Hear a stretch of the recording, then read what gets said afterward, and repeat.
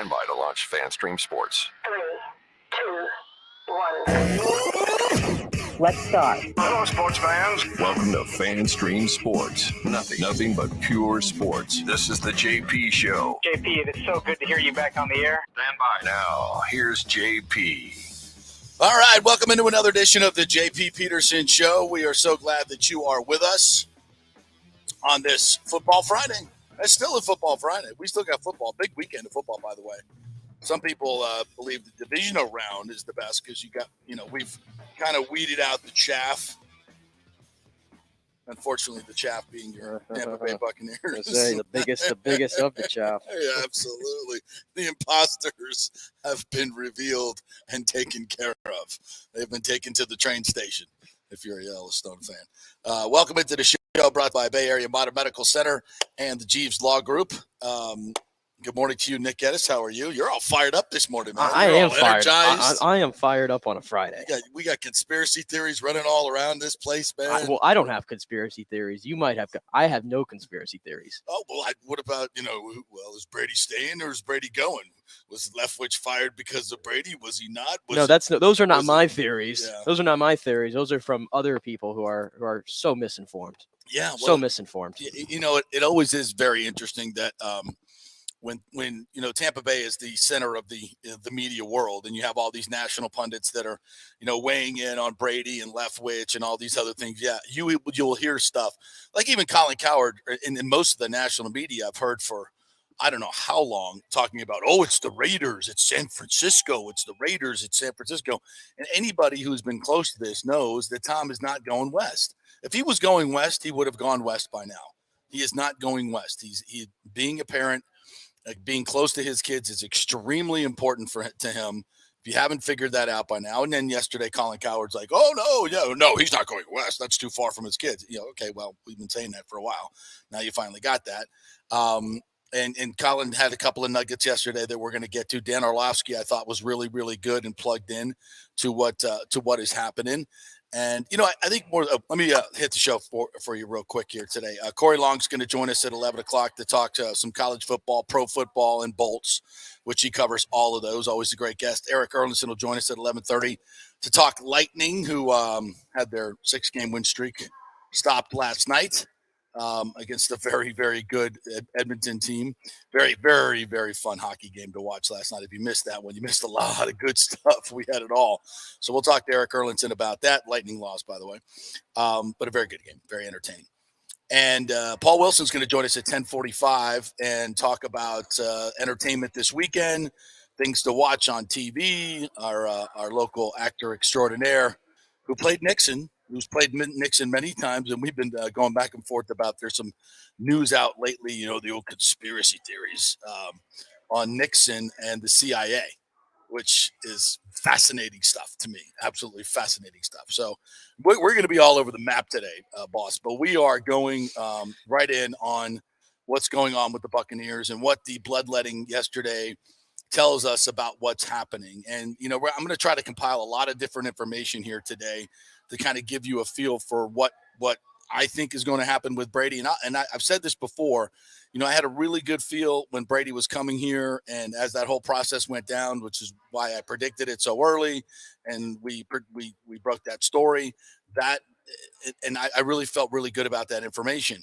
I don't have a very good feel for what's going. Well, I didn't. I think this morning I have more of a feeling that Tom Brady is not coming back. And I think part of what we're going to do today is kind of look at all the smoke signals that are out there, right? And kind of figure out what this means and what that means. This firing means this retirement, this, that, the other, what this guy is saying and everything else. And kind of, get a feel for what's going on here and what the Bucs are going to do. Now, obviously it hinges on Brady's decision, right? Everything hinges on Brady's decision. But I would think if I'm Clyde Christensen, for instance, who is very close to Tom Brady and works with him all the time. I mean, to me, of all the things that happened yesterday, that was the thing that kind of I went, oh, okay. Clyde Christensen retired yesterday. Now, Clyde, I think, is 69, 70 years old.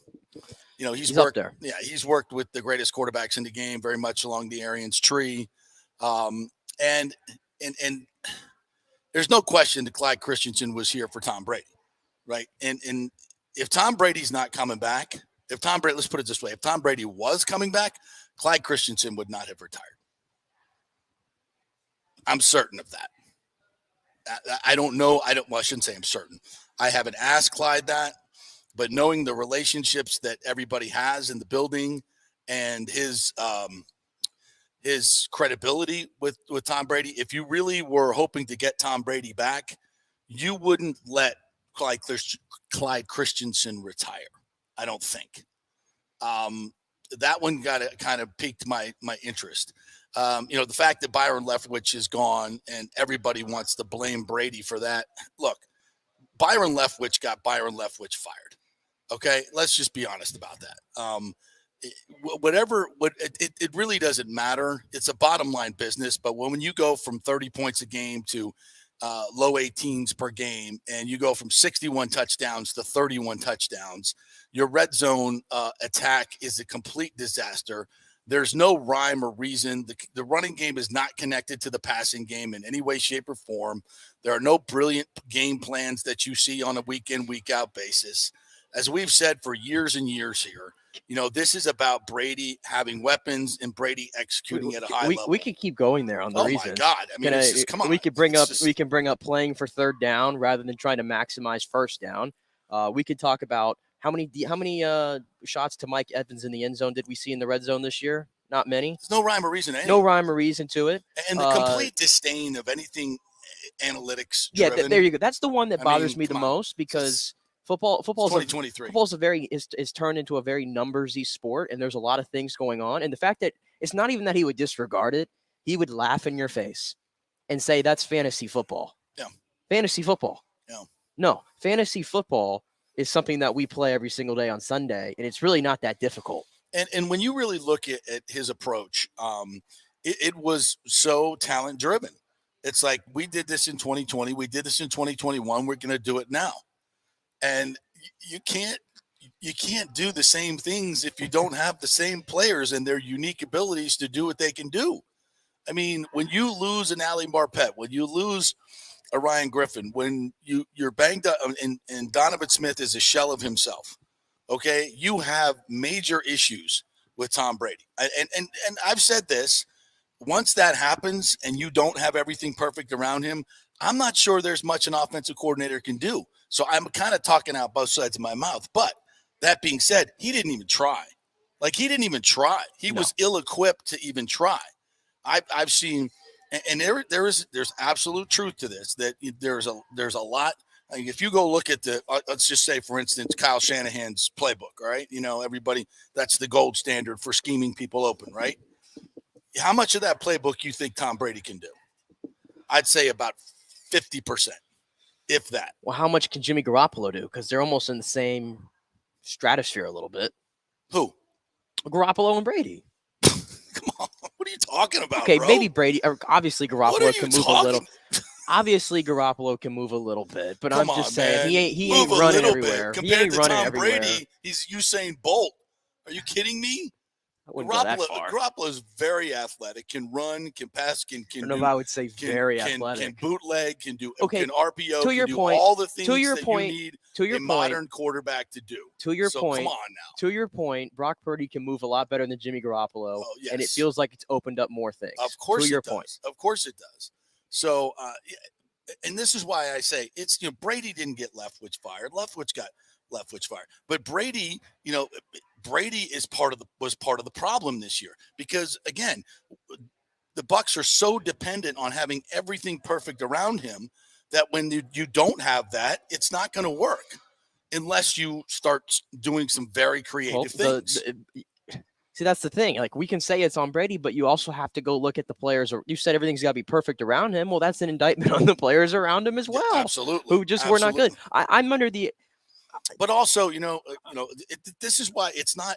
Everybody's, you hate Brady. No, I don't hate Brady, but Brady's part of the problem. Jason Light was part of the problem. I still feel though, you can put whichever quarterback you want this year in this situation behind this line with this OC, this archaic scheme.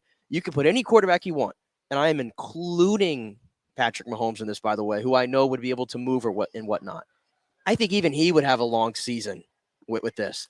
Do you win more games? Probably. Well, but I even think he would have a long season. But then I have to ask you, as bad as Byron Leftwich is, if he had Patrick Mahomes, he would be doing bootlegs and all these other RPOs and all these other things that he can do. You know what? I don't know.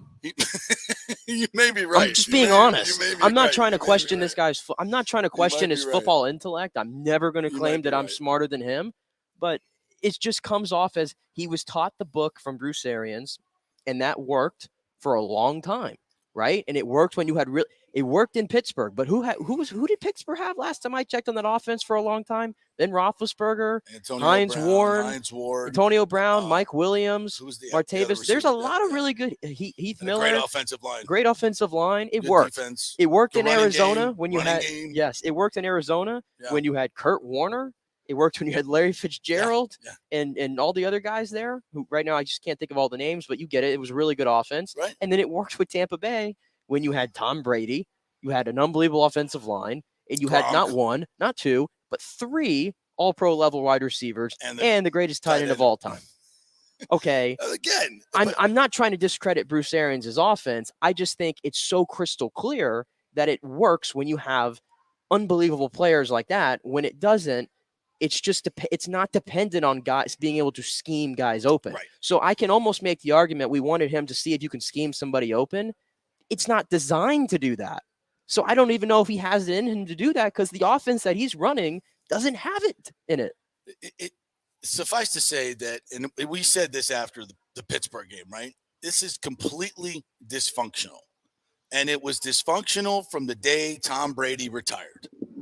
It was dysfunctional. That started the train, the retirement / scheme to get to Miami. I don't even call it a retirement. It was a scheme to get to Miami.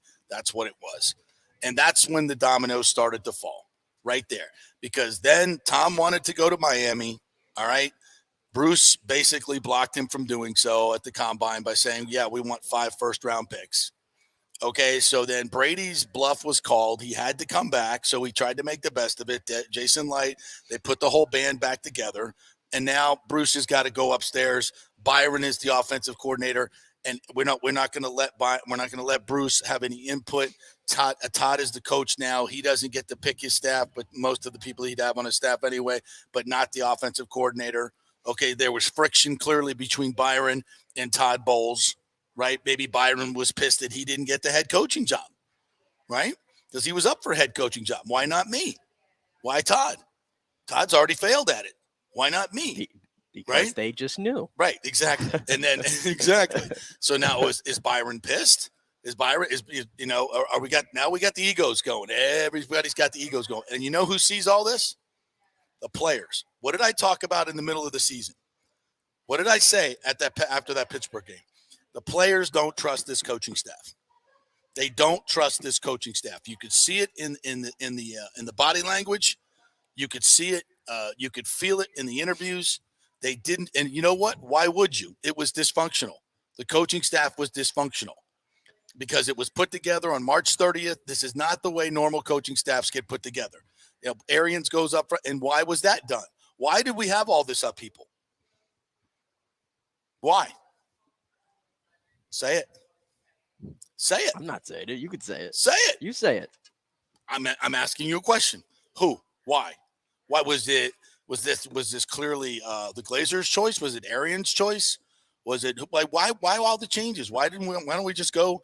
Why don't we just keep moving forward? Bruce is the head coach. This all worked for two years. 3. Why should we change it? Why should we make a major change? And get rid of the head coach? Or move him upstairs. Why should we do that? Whose idea is this? Listen, I know what you want me to. This idea? I know what you want me to say. Because it's obvious, and you have no other answer, and you have to admit it. Okay, here's my answer though to it, and I've mentioned this to you before. I'm not. Wait for this. It's really not that deep of an answer. I'm just saying. To me, it just comes off like there were just too many egos at play here between two sides. You got that right. Okay, that's the word I'll use. I think there was egos. I'm not going to put it all in one person. I'm going to put it on everybody in this building who couldn't understand that you had a great thing going that still could have been great this season, perhaps. And you let that slip. because personal things got in the way. Now maybe I'm speculating right now, but this is just the way it comes off for the past 10 months. And it's just noise. Like I said, too much noise. And who started the noise? The belief. You can't say it. You can't say it. The belief. Take your lips and because start, I don't like to with do a B. because I don't want to Start do with a conspiracy B. here. Start with a B. Because I don't want to do conspiracy. Go ahead, say it. I'm not going to. Who started it? I'm not going to say it. Buh. If I say it, then I'm doing conspiracy. It's not conspiracy. Because I don't know. Who started it? I don't know it to be true. We might think it's true. Have you read the tampering case in Miami? We might think it's true. You know the facts of how that all went down? I read the case. You know that Brady was talking to the Miami Dolphins in December when he was supposed to get in ready for playoffs, right? We know this, right? And then he retires, and everybody knows he's not retired. Everybody's like, he's coming back. So why did he retire? Obviously, so we could get to Miami, and the Bucs would move on. And they didn't. These are all facts. So who started it? Golly, can't even say it. Brady. Okay? I don't hate Tom Brady. I don't hate him. He's the greatest player to ever do it and the greatest thing that ever happened to this franchise. But let's just be honest about what happened here. It was dysfunctional from the start, and it started with the Brady retirement. And then, of course, all the personal issues that followed that. Part with the retirement was part of the personal issues. Now he can't come to. Now he's got to be out of training camp. Now we're going to weddings and not coming back for walkthroughs, and everything. It's a different thing for Tom. We're losing to the Pittsburgh Steelers, who had no defensive backs, and that week, the play. It was dysfunctional. The players see this. They know it. They know it to be true. Do we want to run the football? Do we not want to run the football? Todd Bowles wanted to run the football. And when we did that? Week 1 against the Dallas Cowboys. Tom Brady threw it 27 times. Well, there was philosophical differences between, even though Todd Bowles said he wanted to have zero influence on the offense, and he wanted not to be involved. Even though he said that, he wanted to run the ball more. Right. And honestly, in my heart of hearts, I believe, regardless of what anybody says, I don't think Tom Brady went into this season thinking that he wanted to throw the ball 700 and something times. Absolutely Hell not. no. Absolutely in fact, because if you go back and look at every single year that this guy's won before, what's helped him so much, and this helps every quarterback for the most part, is having a running game. Right. He's always been successful that way when he had it. Even in 2020, they averaged 126 rushing yards, I think, in the postseason. Mm-hmm. They don't win the Super Bowl without them running the football because, of course. Even the Green Bay game, if Leonard Fournette doesn't go off, Brady threw 3 interceptions in that game. We forget that, right? Yeah. So, of course, he wanted to have a running game. So, all right. So, okay. Exhibit A, that 6 minutes ago, 1st and goal at the 2. All right. We're calling a running plays, and it appears that Brady is checking out of them. Okay. Is that on Byron to not run the football, or is that on Tom Brady? If Tom Brady's checking out of a running play at the 2-yard line, okay, that's a running play that was supposed to be called. That's supposed to be, if we do it, maybe we score a touchdown. The Bucs score a touchdown. It's a running play. It didn't get there. Brady has the final say on whether it's going to be a run or a pass. He has the final say because he has the ball in his hand on every single play, and he is calling the play he can check out of the play at the line of scrimmage almost every play. There's a run pass option. So again, it's not one thing. It's not one thing, and one thing's not going to fix it. And we can, but the main point is this whole season has been dysfunctional. And here's the other point. Let's play the Colin Cowherd thing. I want to play the Colin Cowherd thing because this kind of leads into and the Dan Orlovsky thing. I want to play both these pieces of tape, and then I'm going to lead into this next conclusion of why what the Bucs are doing makes no sense. The Bucs have fired Byron Leftwich, their offensive coordinator, and 5 offensive assistants, 2 on defenses. They're going to get let go. All right, what does that mean? That is Tampa's public plea to Tom Brady to stay in Tampa. So Tampa right now is selling Tom Brady on, number 1, Giselle lives with the kids in Miami. You want to go play with the Niners and Raiders 3,200 miles away? You've been saying that for Miami's 2 weeks, keeping Tua, according to the reports from Adam Schefter. No, they're not. By the way, Ryan Jensen comes back at center. Tristan Wirfs, Shaq Mason. 3 of our 5 guys are Pro Bowlers on the O-line. We just had bad injuries.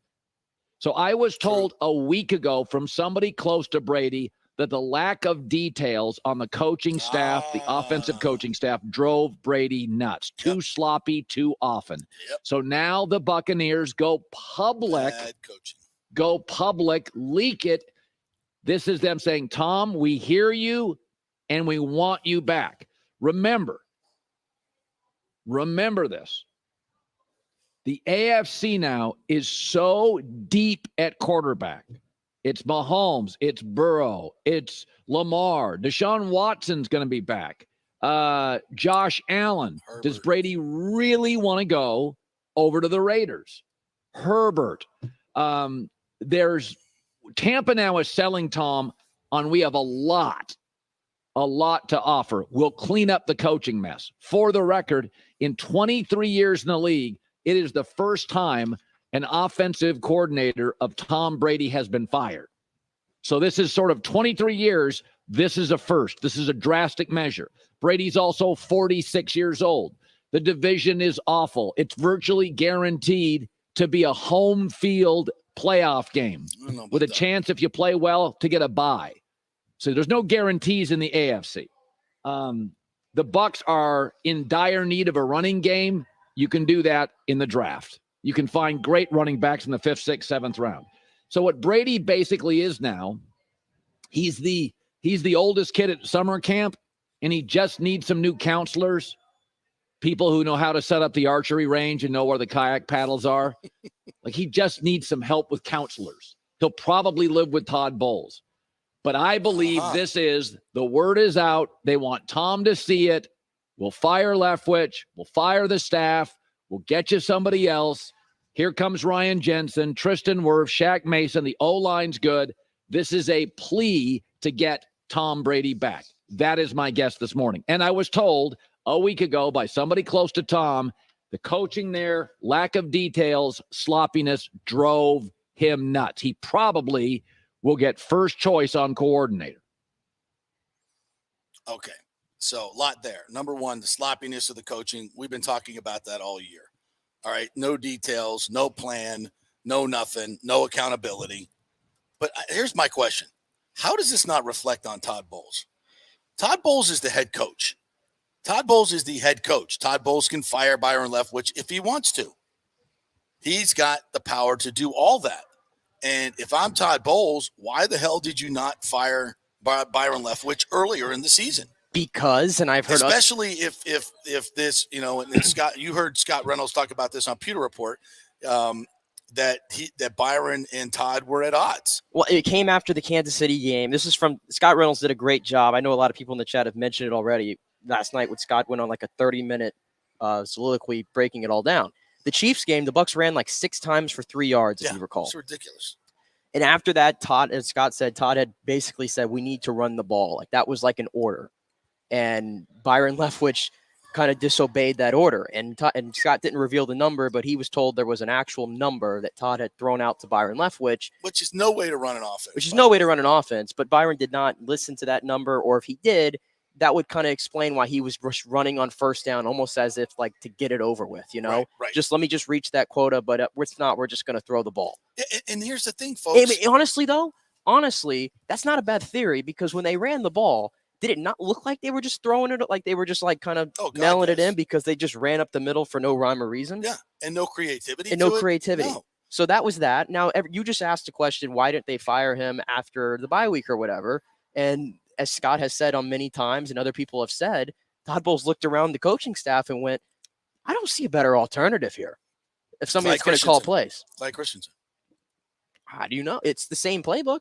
Yeah, but he's called play. But do something different. Let somebody else be in charge. Clyde Christensen. Do something different.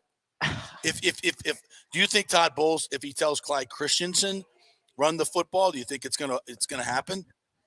I think it would.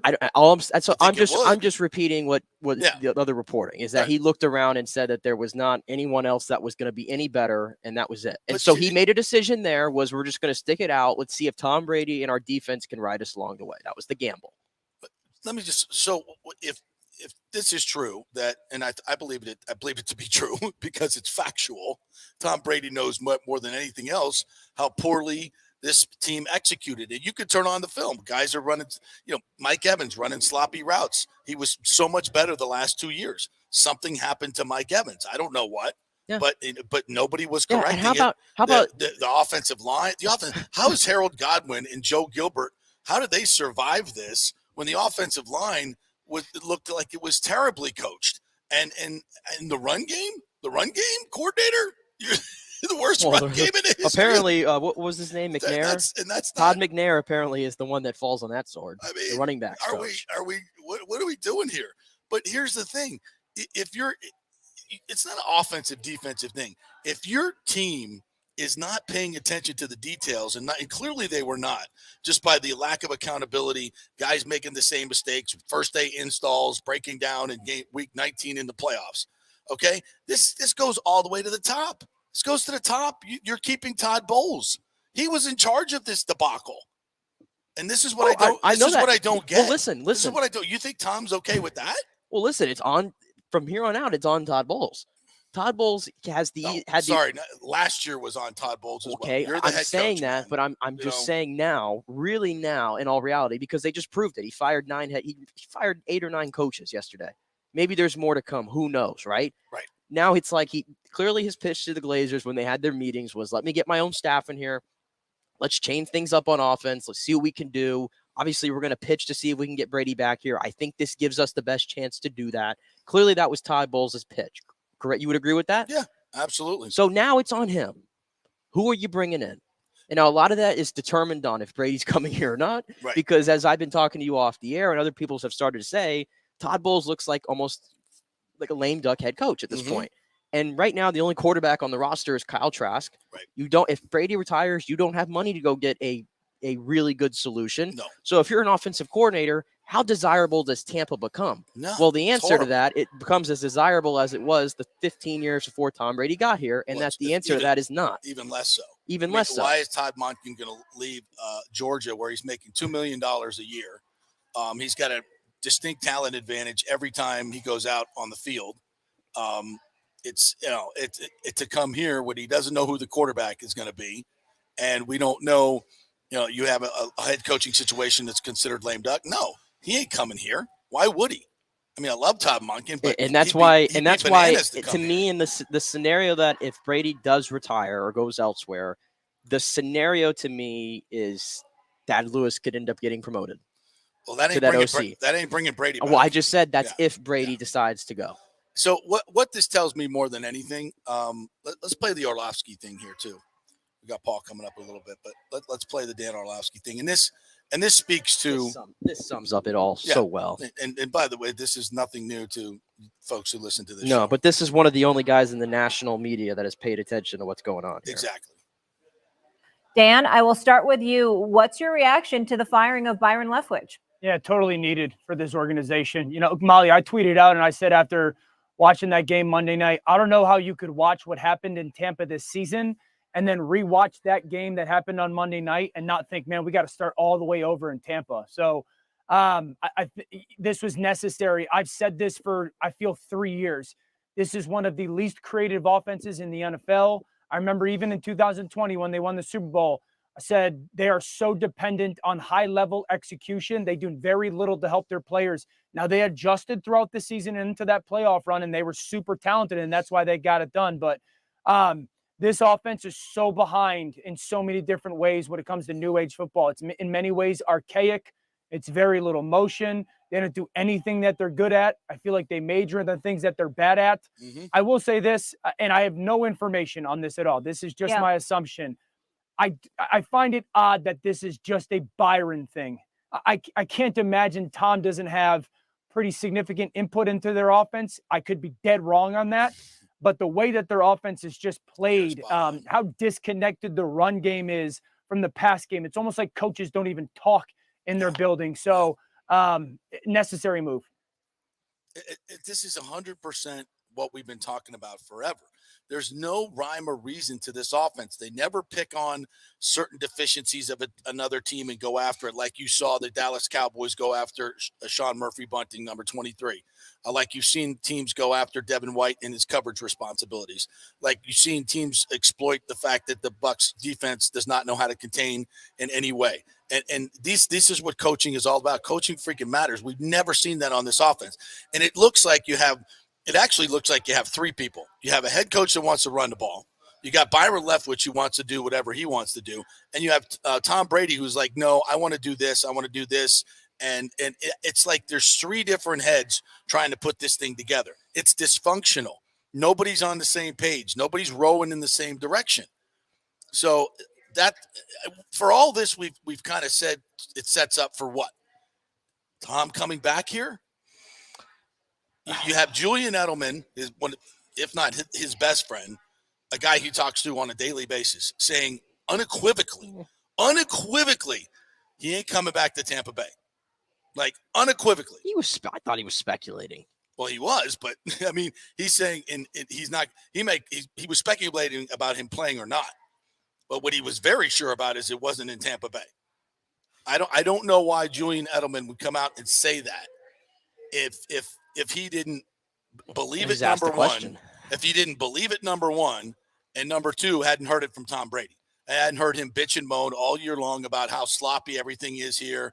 They're not on the details, you know. Well, again, and I think as Colin kind of put out there, and I agree with him, this is the Bucs plea. Exactly. This is the Bucs plea. But if that is true, that he was upset with the coaching staff and some of the lack of details, this is their plea. We're going to do things different. Maybe they've already had these discussions with him. Of course they have. In the exit meetings, of course they have. This is not like something where, I mean, don't get me wrong. They're giving Brady time to digest everything. I'm sure he's going to go on a wonderful vacation with his kids, and he needs to. Yeah, absolutely. No, but it doesn't mean that he's out of the loop of what's going on here.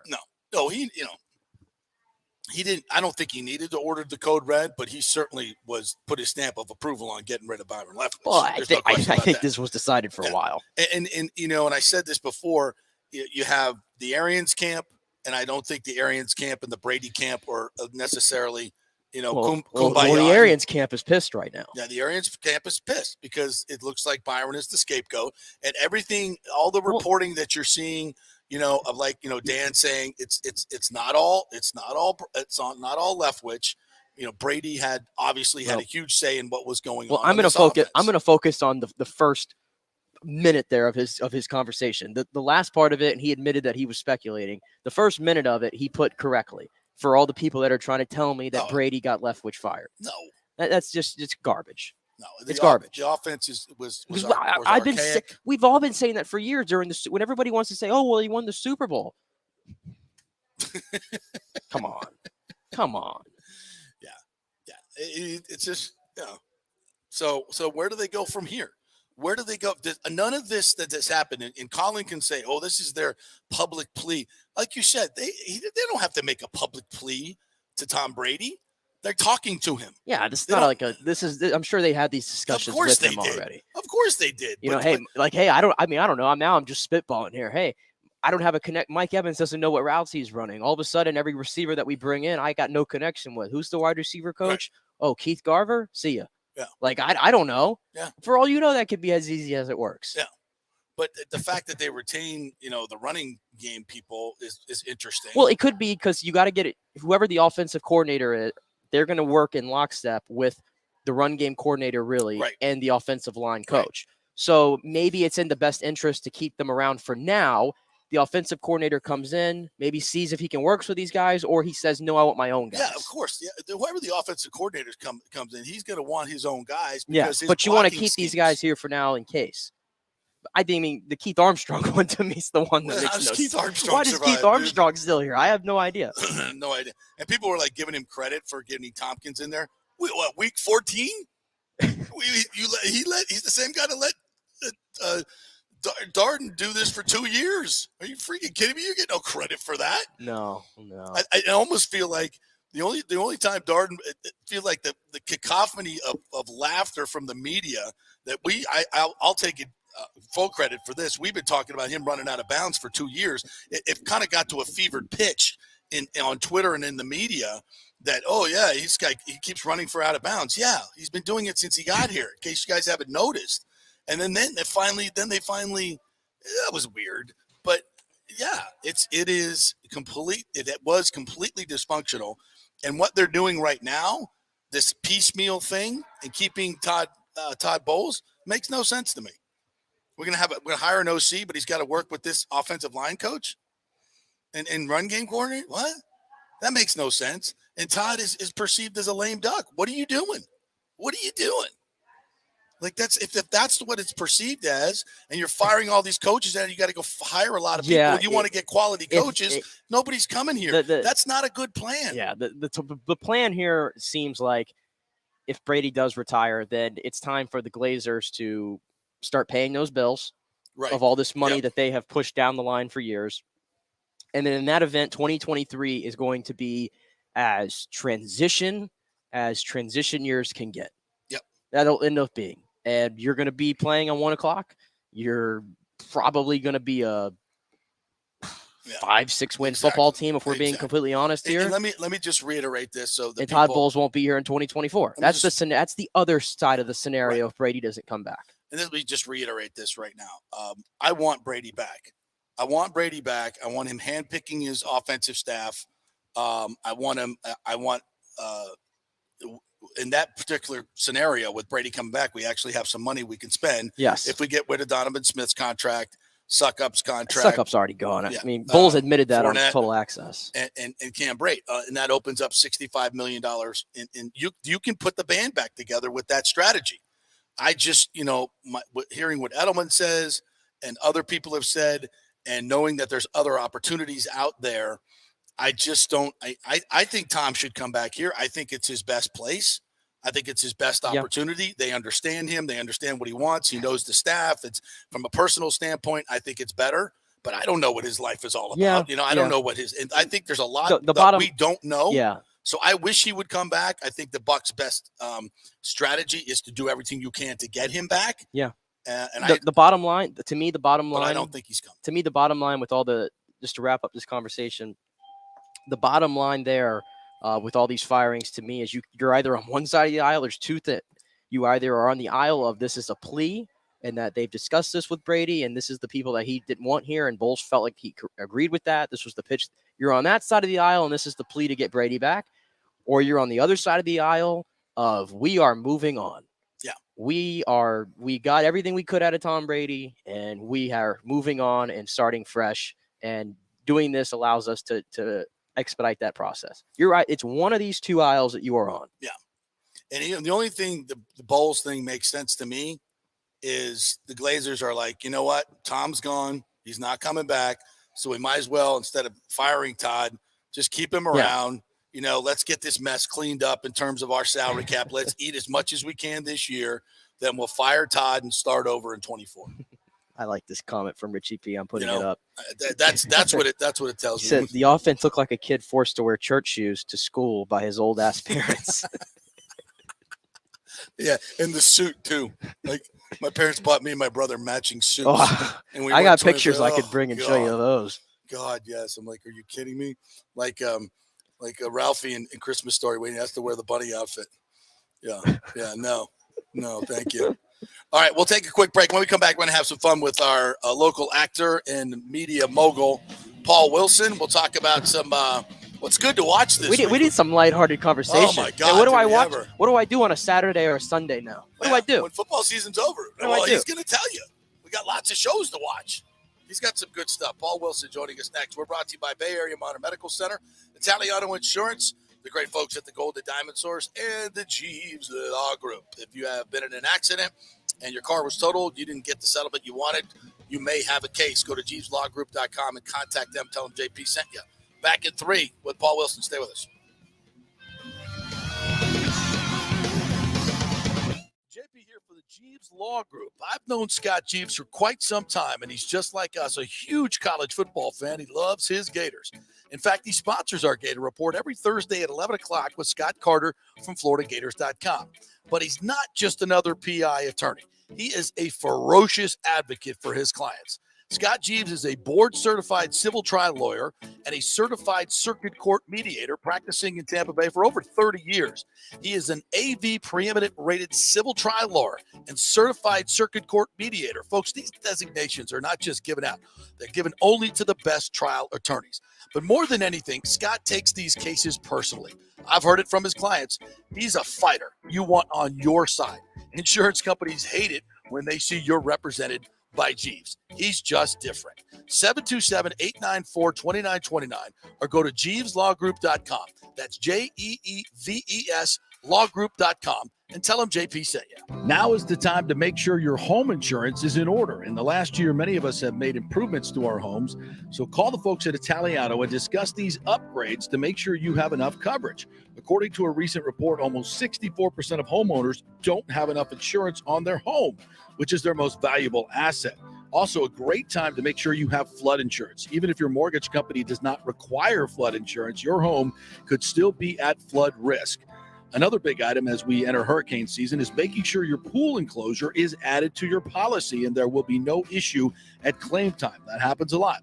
So call your friendly agent at Italiano Insurance to review your policies today. 813-877-7799 or ItalianoInsurance.com. Attention, if you are home shopping or looking for a refinance, and even if you already have the approval letter, you must call my man Scott Fitzgerald at American Mortgage Services. Scott has a brand new program available in the greater Tampa Bay area called the Community Advantage Loan Program. Get this, no money down, no mortgage insurance, no points, no origination fee, purchase or refinance, and loan amounts up to $647,000. Now, there are some application requirements. It must be a single-family home, one unit, primary residence, and have a minimum 640 credit score. The program only applies to certain neighborhoods, so you have to call to find out if you qualify. So call Scott Fitzgerald at 813-294-7595 or email him at scott@am.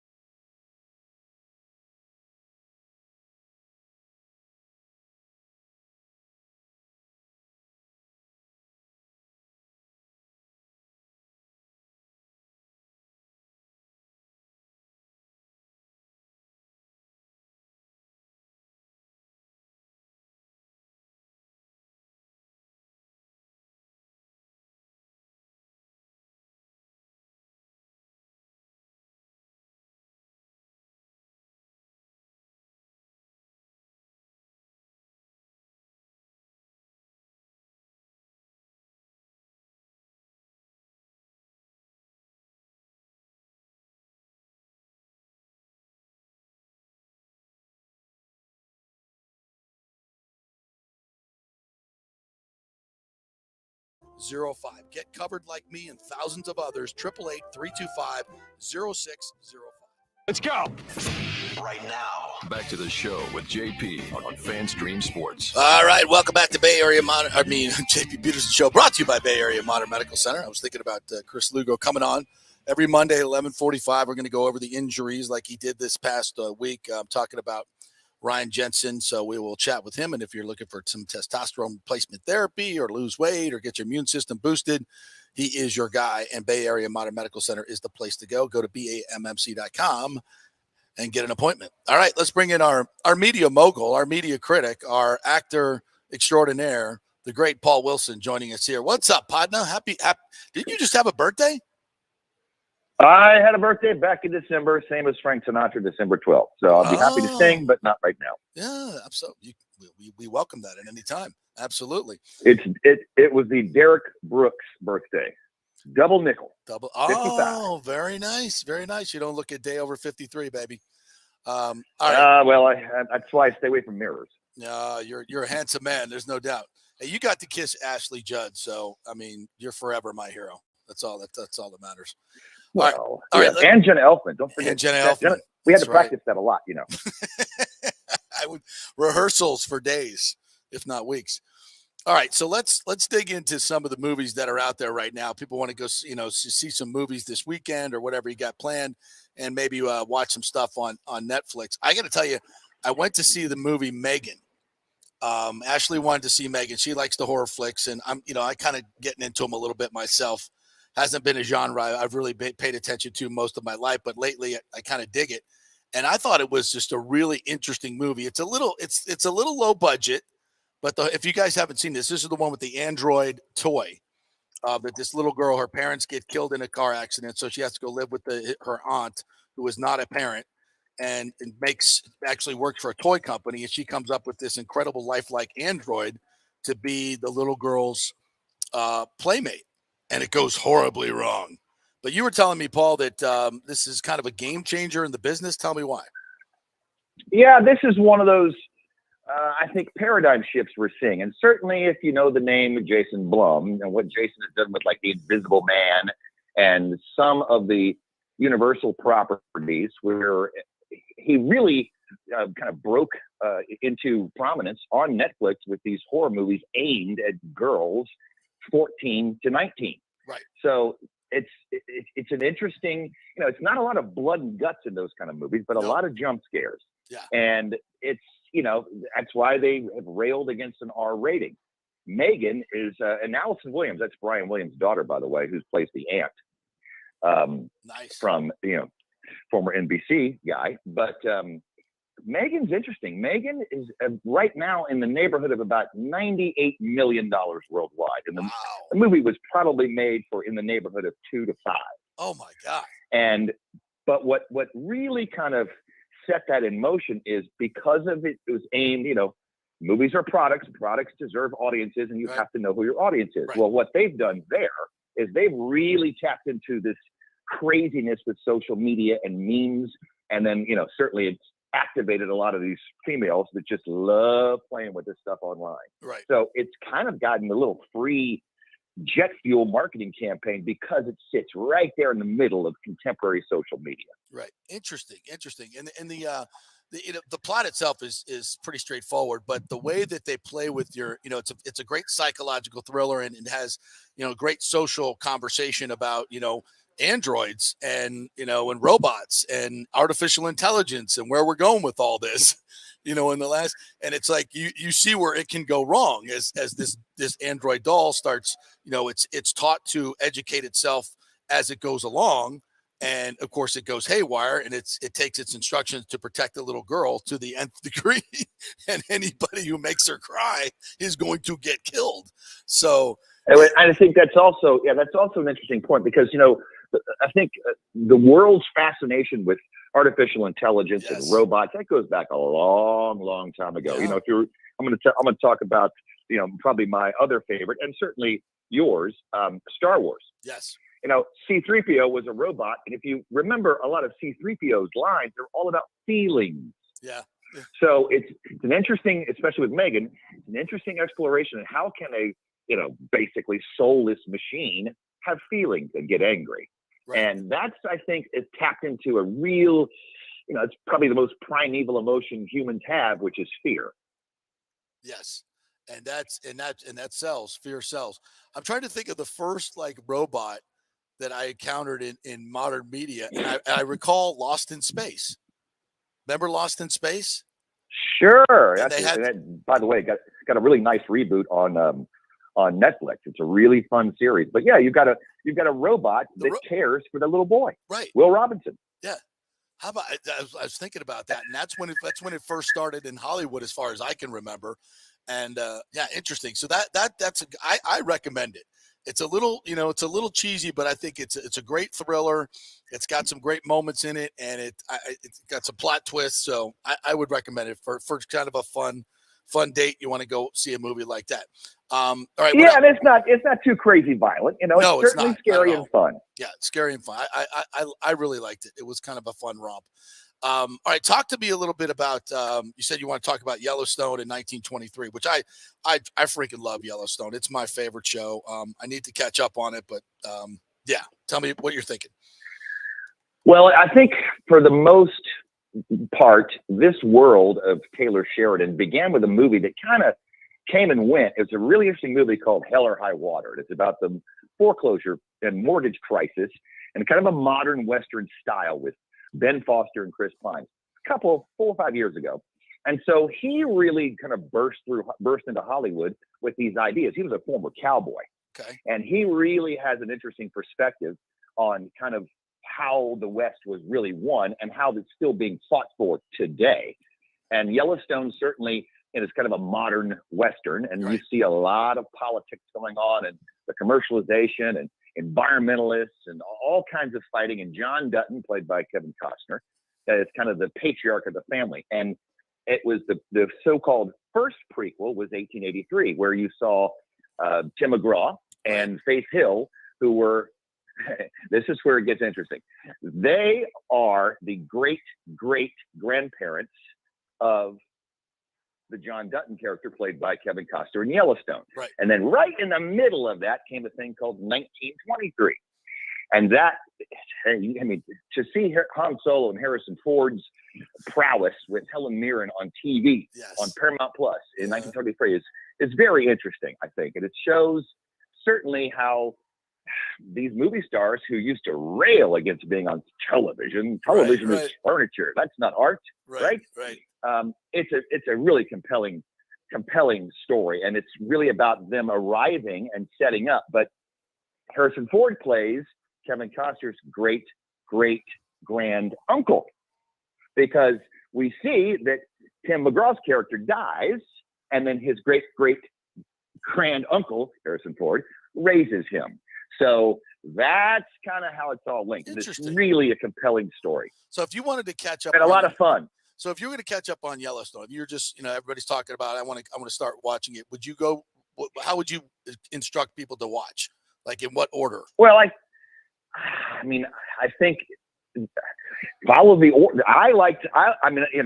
Yellowstone was the first, arrival, but certainly, and I was one. I'll tell you this. I was one that when I saw Tim McGraw and Faith Hill in a Western, I'm like, oh my God, this is a vanity piece. Right. But it is magnificent. Yeah. And it's gritty and it's rough and it gets a little violent. Mm-hmm. And you really see going on, and the great Sam Elliott is in that as well. And it's about the migration through the Oregon Trail and settling in Oregon. And they don't get that far, then they get to Montana. And hence the Yellowstone Ranch, which is the Dutton Ranch, becomes Yellowstone. I like the series now that we have them all. Right. And I would recommend go back to 1883 and then do 1923. That's just about 8 episodes. Right. And then, you can rediscover Yellowstone if you haven't really seen all of it. Right. There's a lot of critics who are saying this season is a little bit wonky and it kind of gets real political and, it's basically a modern soap opera too, but some great performances and a lot of fun stuff. Yeah. All right. Anything else worth watching on Netflix that you've seen recently? Well, I mean, I will say No, this. I'll Speaking say of Paramount Plus, I watched the show the other but- day that Ashley forced me to watch. So I'll just tell you right now, MILF Manor. Don't watch MILF Manor. That is the worst show, and it's creepy. It is creepy. So cut that one off the list. If your wife or your girlfriend wants to watch, cut it off the list. Don't watch it. So what else we got? I mean, speaking of TV, the Mayor of Kingstown's second season just began, and it's also Taylor Sheridan's. It's a really interesting look at the business of being incarcerated. And so it all takes place, and it's very violent and very rough. Jeremy Renner is the star. Yeah. And he's not really the mayor of this small little town. It's set in Michigan. But he's kind of this prison negotiator type. So it really explores the business, how the prison system can be such a force in the economy in a small town. And what goes on behind the jail bars is not nearly as nasty as what goes on outside. So I really enjoyed that. And that's kind of dark and gritty. And it just started. So second season just began this week. And what's that? The King of what? The Mayor of Kingstown. Mayor It's of on Kingstown. Paramount Plus as well. Mayor of Kingstown. All right, I'm going to check that one out. Anything else? Anything else you're watching you like? I've been addicted to Tulsa King. Tulsa King. Have you seen that? No, I've not. Speaking of movie stars coming to, TVs, Sly Stallone plays this mafia capo who goes to prison for 25 years and is released. And the family he worked for exiles him in Tulsa, Oklahoma. So he sets up a crew that includes a kind of a wacky, fun little eclectic group. One is a pot grower, and they get into all kinds of trouble. And it gets also very violent and rough. And I think, to tell you the truth, since certainly Rocky, but Copland might have been my favorite performance as an actor for Stallone. Right. This is probably number one. He's really, really great. He's charming, he's bumbling, and he whips ass when it's time. I like it. Oh, I'm in on that as well. All right. Anything going on locally? I know you're into the local film scene here. Anything filming here locally? And I think the legislature was trying to, get back some of these incentives to get film companies to come back to Florida. And I don't think that passed. But where are we on all that? Because we're still not making enough movies here in Florida, right?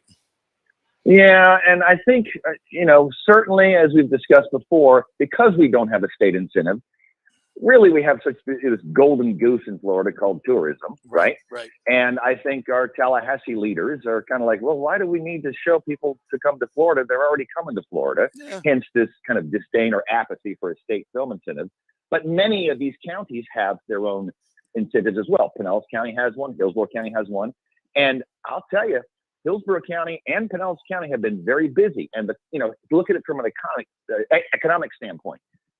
It doesn't cost as much to make movies like it used to. Right, exactly. And when you have these streamers out there that are paying very little, you've got to keep your costs down. So what we're doing in this area, I think there were like 15 movies shot last year here, all from, I did a couple that'll end up on Netflix as well that are kind of family movies. And there's a really good series of movies coming out that I think a wide range. But again, you go shoot a movie for $400,000 or $500,000, you sell a movie for $1 million.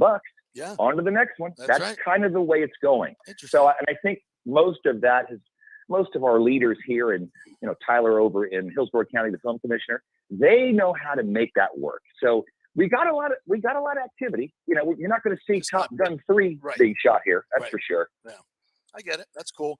Hey, lastly, since you played Nixon very well, I might add. Yes. Yes, you did. Why? Thank you.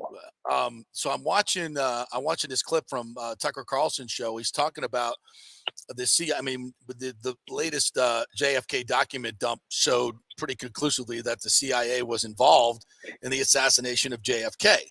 And there's this part where he was talking about Nixon, who taped everything in the White House, by the way, had the CIA director in his office, and he said, "Oh, well, you do it. I know who shot John." Right? I know who shot John, like JFK. And the CIA director didn't say a word because he knew that it was taped, which tells you everything. And not long after that, the Watergate break-in, and Bob Woodward was a naval intelligence officer that suddenly became a journalist That were so connecting all the dots that say, and these are conspiracy theories that so to speak, before they come true. That all these facts are surrounding now, and they're telling us, okay, so now Nixon, the whole Watergate thing was a CIA setup. I mean, you don't have to believe this, folks. We're having fun with it. So I'm like, wow, this is really, really freaking interesting. And you were telling me some stuff that you had heard from your Secret Service buddies. I don't know if you want to reveal that, but go ahead. You have the floor, Richard. Yeah, Nixon. I mean, I think there's no doubt. When I played Nixon twice now. When I started tearing into Nixon, and it was not for comedic purposes. Trust me. I was listening to some of those tapes, and there's 3,000 hours of recorded tapes, and even I think during the obit the last couple weeks ago when Barbara Walters left us. There was a great clip in there where she one of her last interviews was with Nixon before he passed, and she asked him, "Do you wish you didn't record that?" And he kind of smiled and said, "Well, they were private conversations, but yes, I wish I didn't record it." So he was until the very end. He said the same thing. But yeah, I've heard. I mean, there's a lot of that. There's no doubt there was a lot of knowledge between the alphabets about that assassination. But I've also heard from one of my friends who was Secret Service with a guy named Ronald Reagan and George Herbert Walker Bush and a guy named Bill Clinton. And one of their theories among the Secret Service was that, Oswald was dishonorably discharged from the Navy. Right. And John Connally was in the front of that car. Kennedy was in the back. John Connally was the Secretary of Navy before he was the governor. Mm-hmm. And there is a theory that Oswald was aiming at Connally and missed. Yeah. And it was only an M1. It's a 30 caliber. Yeah. And that's like shooting a brick that far. Yeah. It's not very accurate. And anyone with any bit of military training and law enforcement knows you don't aim for the head. Yeah. You aim for the torso. There's that. Yeah. But who does aim for the head? Snipers. Snipers aim for the head. But yeah. Well, yeah, but they got scopes, and they're 1,000, 10,000 yards away sometimes. Mm-hmm. Yeah. Oh, it's juicy stuff. It's juicy stuff. All right, Richard Nixon. It's worth thinking about. Yeah, it's worth thinking about and discussing. And you all have a wonderful weekend. My God. All right, my friend. Thanks for the tips. Appreciate it. The great Paul Wilson. See you soon. All right, man.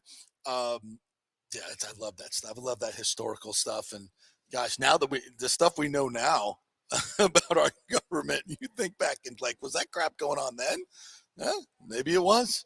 Maybe it was. Unbelievable. I say that every day. It's unbelievable, but it's incredibly believable these days. All right, we'll take a quick break. We'll come back on the other side. Corey Long's going to join us. I'm going to get his take on what's going on with Brady. Also, what's happening in college football. And my man Corey is all over that. We'll talk about the NIL deals and all kinds of good stuff. And Eric Erlinson will join us at 11:30 to talk some Bolts. Very entertaining game last night. So quick break. See you in a bit.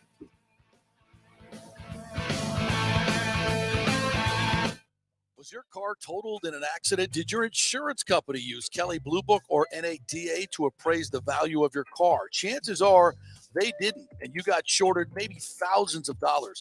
Call the Jeeves Law Group for a free case evaluation because your insurance company may still owe you money. 727-894-2929. It's a free call, so why not find out if you have a case? Insurance companies have been running this scam for a while, and most folks don't know if they've been shorted. Trust me. Scott Jeeves is a different kind of attorney, the kind insurance companies hate to go up against. He could recover thousands of dollars, so why not call? 727-894-2929 or go to JeevesLawGroup.com. That's JEEVES lawgroup.com and tell them JP sent you. JP here for Emerging Investigations, Tampa Bay's premier investigation agency. Do you suspect your spouse is cheating or involved in a divorce, that your spouse is hiding money, an ex-employee or current employee with suspicious behavior? Is there a criminal matter you need help with? If you need information you can count on, using the professionals at Emerging Investigations is a slam dunk.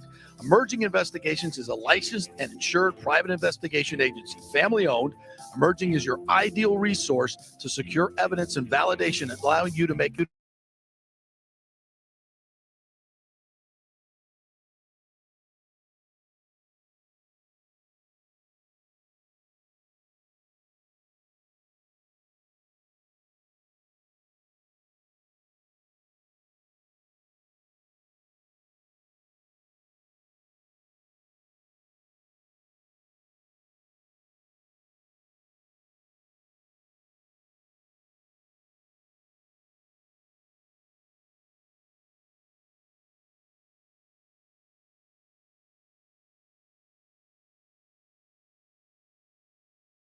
or call 813-291-FACT. That's 813-291-FACT-3228. Get results you can trust in life's biggest matters. Emerging investigations. Let's go. Right now, back to the show with JP on FanStream Sports. All right, welcome back to the JP Peterson Show, brought to you by the Jeeves Law Group, JEEVES lawgroup.com. If you are involved in a class action suit, they do that as well. All kinds of legal things that you need, they are the folks to check out. It's the Jeeves Law Group, JEEVES lawgroup.com. Contact them there and tell them JP sent you. All right, let's bring in our good friend Corey Long, who covers the Bolts and college football and professional football. Our resident Renaissance man. What's up, Corey? How are you, my friend? Doing well. How you doing? I'm excellent. It's still a football Friday. We got some big games coming up this weekend, which we really haven't talked about, but we're so fixed in on what's going on with the Bucs. I'd like to get your thoughts since I saw you at the game, the playoff game, as we watched. Well, quite frankly, the same old shit that we've been seeing all year long. It was exactly what I expected. I don't know what you were expecting, but that's exactly what I was expecting. Your thoughts on that game and where it takes us as far as evaluating this season. I mean, they won a division that we thought was going to be bad. Probably not as bad as it turned out to be. It was just all year it just never got off to a good start. I mean, you look at the situation where Jensen goes down with an injury. So, right there starting the season, you're down your Pro Bowl center. You're down, you lose a guard to retirement. You lose a guard to free agency.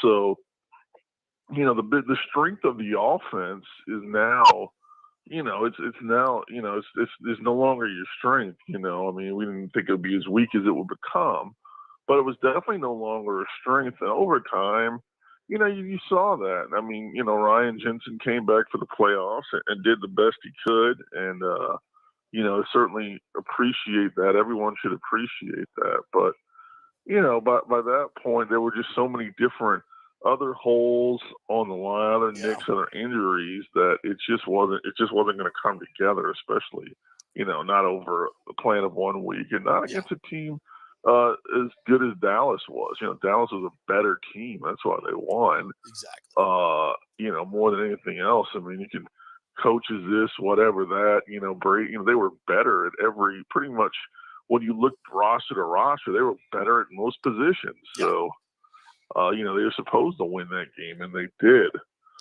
My whole approach with Brady and the Bucs since he's gotten here is if you have a team that can rush the passer, and the Dallas Cowboys are the best pass rushing team in terms of percentage of pressures.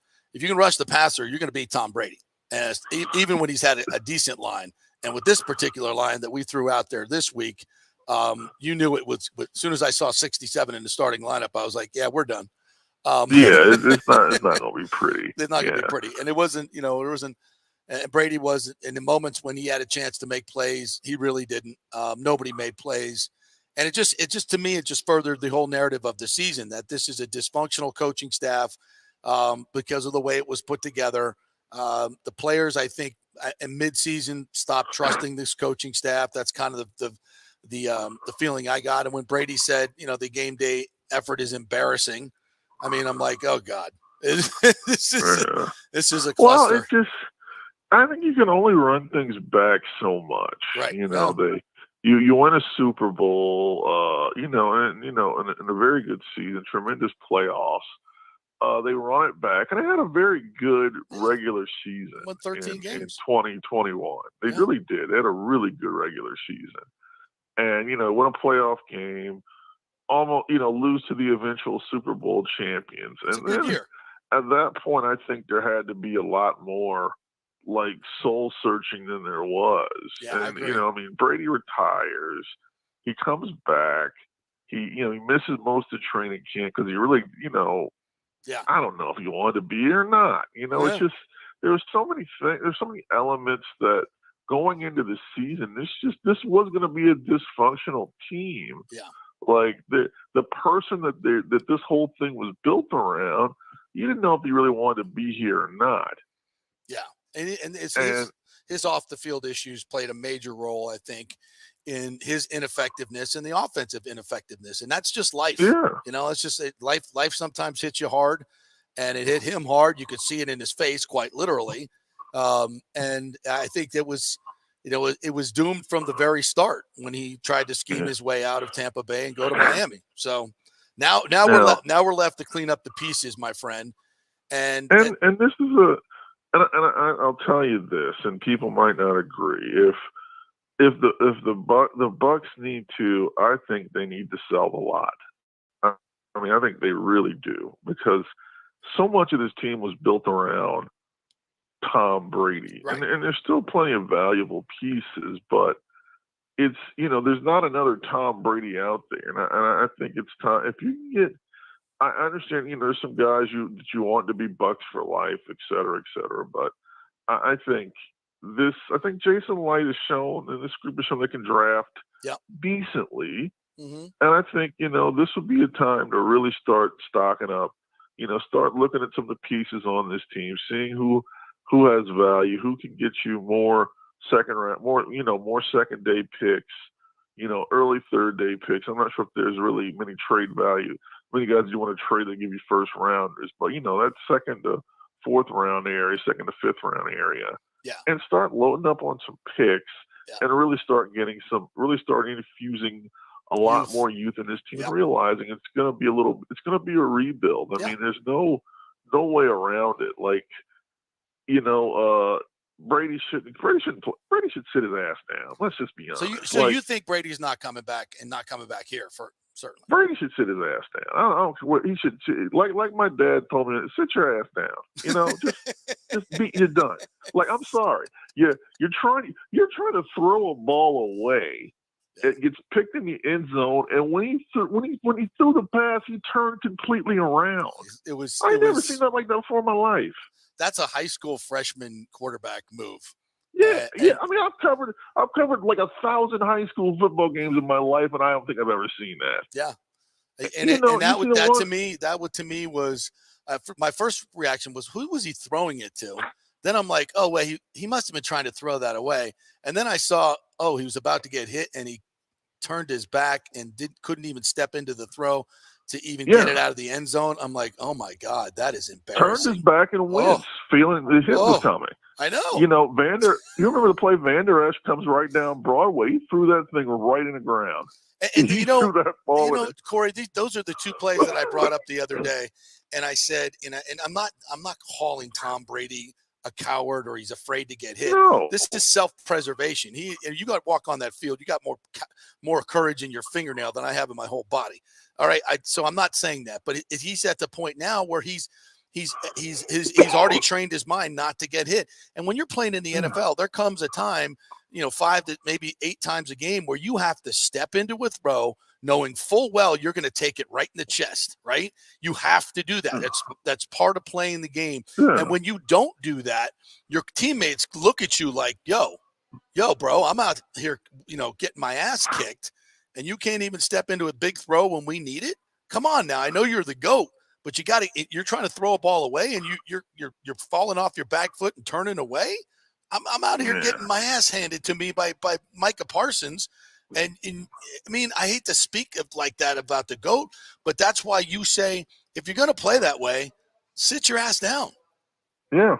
You can't, like in today's NFL, they're going to get pressure on you. Every team. Like, it's just part of life. Like, you're going to play every quarterback is under duress. I mean, heck, young, old, doesn't matter. They're all going to be, and I get it. Like, Tom Brady's a year younger than me. I don't want to get hit. I ain't trying to get hit by nobody, period. So I understand. Believe me, there's nothing wrong with not wanting to get hit by Leighton Vander Esch. I get that. There's no problem. He's got a neck roll, for God's I sakes. agree with him 100%.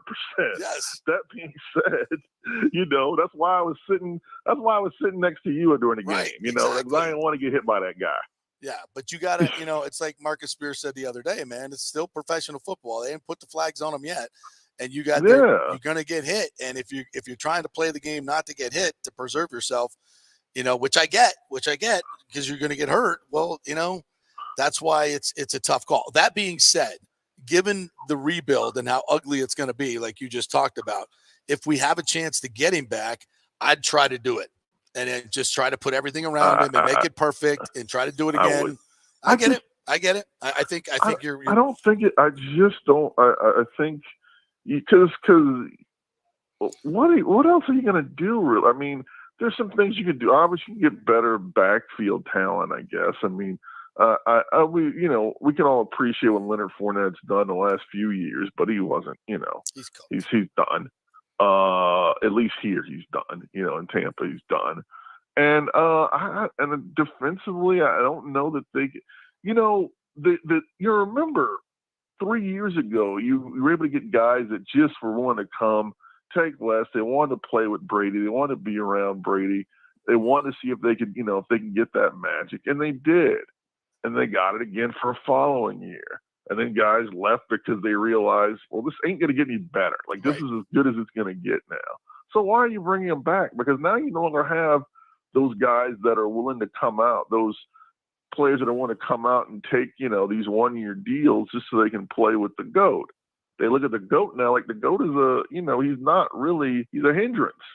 The magic's not there anymore. And I don't know if the magic's anywhere anymore. Like, I don't know if there's anywhere that he could go that we could sit around here and say, oh yeah, if he goes there, it's a different story.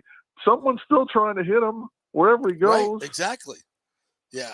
Okay, he goes to Vegas. They live in Vegas. Josh McDaniels, that's his guy. What? He ain't going to Vegas. Joey, is it Joey or Nick? I forget which one. One of those Bosa's is in his division, No. and he's going to try to hit him twice a year, and he's not going to want that. There's everywhere you go, there's something. Chris Jones is out there in that division. Like there's something happening that you don't want to be a part of. Unblockable, Chris Jones. No, yeah, listen, exactly. I would still, if I'm the Glazers, because it's a business, I would still try and bring him back and move the rebuild 1 year down the road. And I would, if you can get him back. I don't think Brady. I don't think Brady wants. It's your best chance to be relevant. Now, will he win a Super Bowl with this group? I would say no, because of what we saw this year. But who wants to underestimate Tom Brady? Right? If you can rebuild the offensive line a little bit, and you get rid of Donovan, and there's a scenario where you can create $65 million in cap space and get rid of Donovan, get rid of Fournette, get rid of Cam Brayton, suck up, and bring Brady back. You can kick that money down the line. You can go get a right tackle, move Tristan Wirfs to the left, get a nice line in front of him, bring in a new offensive coordinator that has some creativity. Can it work? Sure. Maybe it might. That's the best way to stay relevant. Are you going to win the Super Bowl? No, I don't think you are. But yeah. I mean, but you're going to win. I think you can win the division that way. I think you can get a home playoff game, and then who freaking knows, right? So I'm all for it to do it if you can get him to do it. But in the end, I don't. Right now, I'm kind of leaning towards I don't think he's coming back here. But I don't think he's coming back here. And it's. I don't even. I mean, I think you're leaning again on the division being as bad as it was this year, and I don't know that it will be as bad as it was this year. That's true, because every year is different. I think. I mean, even though they have a quarterback issue, I think Carolina's on the right track. Yep. New Orleans still seems to be a bit of a lost cause. Atlanta, you don't really know what's going on with them from year to year. Yeah. But, this division, I mean, you're banking on the division being really bad again. And it might not. I can't imagine it be as bad as it was this year. No, because typically history tells us that teams will turn it around a little bit. I think Atlanta, if Desmond Ridder is the guy, and I think I saw enough from him to think that he could be a good NFL quarterback, if not really good. They've got a lot of money to spend. They got a good young nucleus. I think they're on the come. I really do. I think Atlanta's on the come. I don't know what to think of New Orleans at this point. They just seem a little dysfunctional, and I do think Carolina is also. Should be, should be in the Sean Payton. New Orleans sweepstakes. New Orleans. Yeah, absolutely. They should be in the Sean Payton sweepstakes. Yeah, really, I agree. After seeing Dennis Allen, I don't know how. I'm not sure I'd kept his job. Yeah, like this guy was horrible. Maybe he's a placeholder. It's just, I'm looking at it like Sean Payton. New Orleans should definitely be. They should give up their own first round draft pick to get Sean Payton back. Well, it's interesting. If Brady wanted to play with Sean Payton, I was thinking New Orleans is East Coast. He may maybe that's a spot where he could land. They still have a good defense there. You'd have the play caller. Their offensive line, I'm trying to think, is okay. That's pretty good actually. So I think he's got weapons there. So I think New Orleans would be a fit for him, so to speak. I think it'd be New Orleans, Tampa, obviously Miami, and then the other one I'd throw out there is the Jets, because Sal Powell mentioned the Jets the other day, and I'm like, that's interesting. It's because he's got the other son up there in New York who's starting to play football.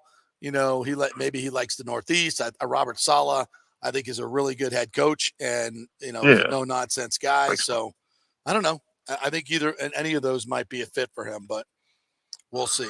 Yeah.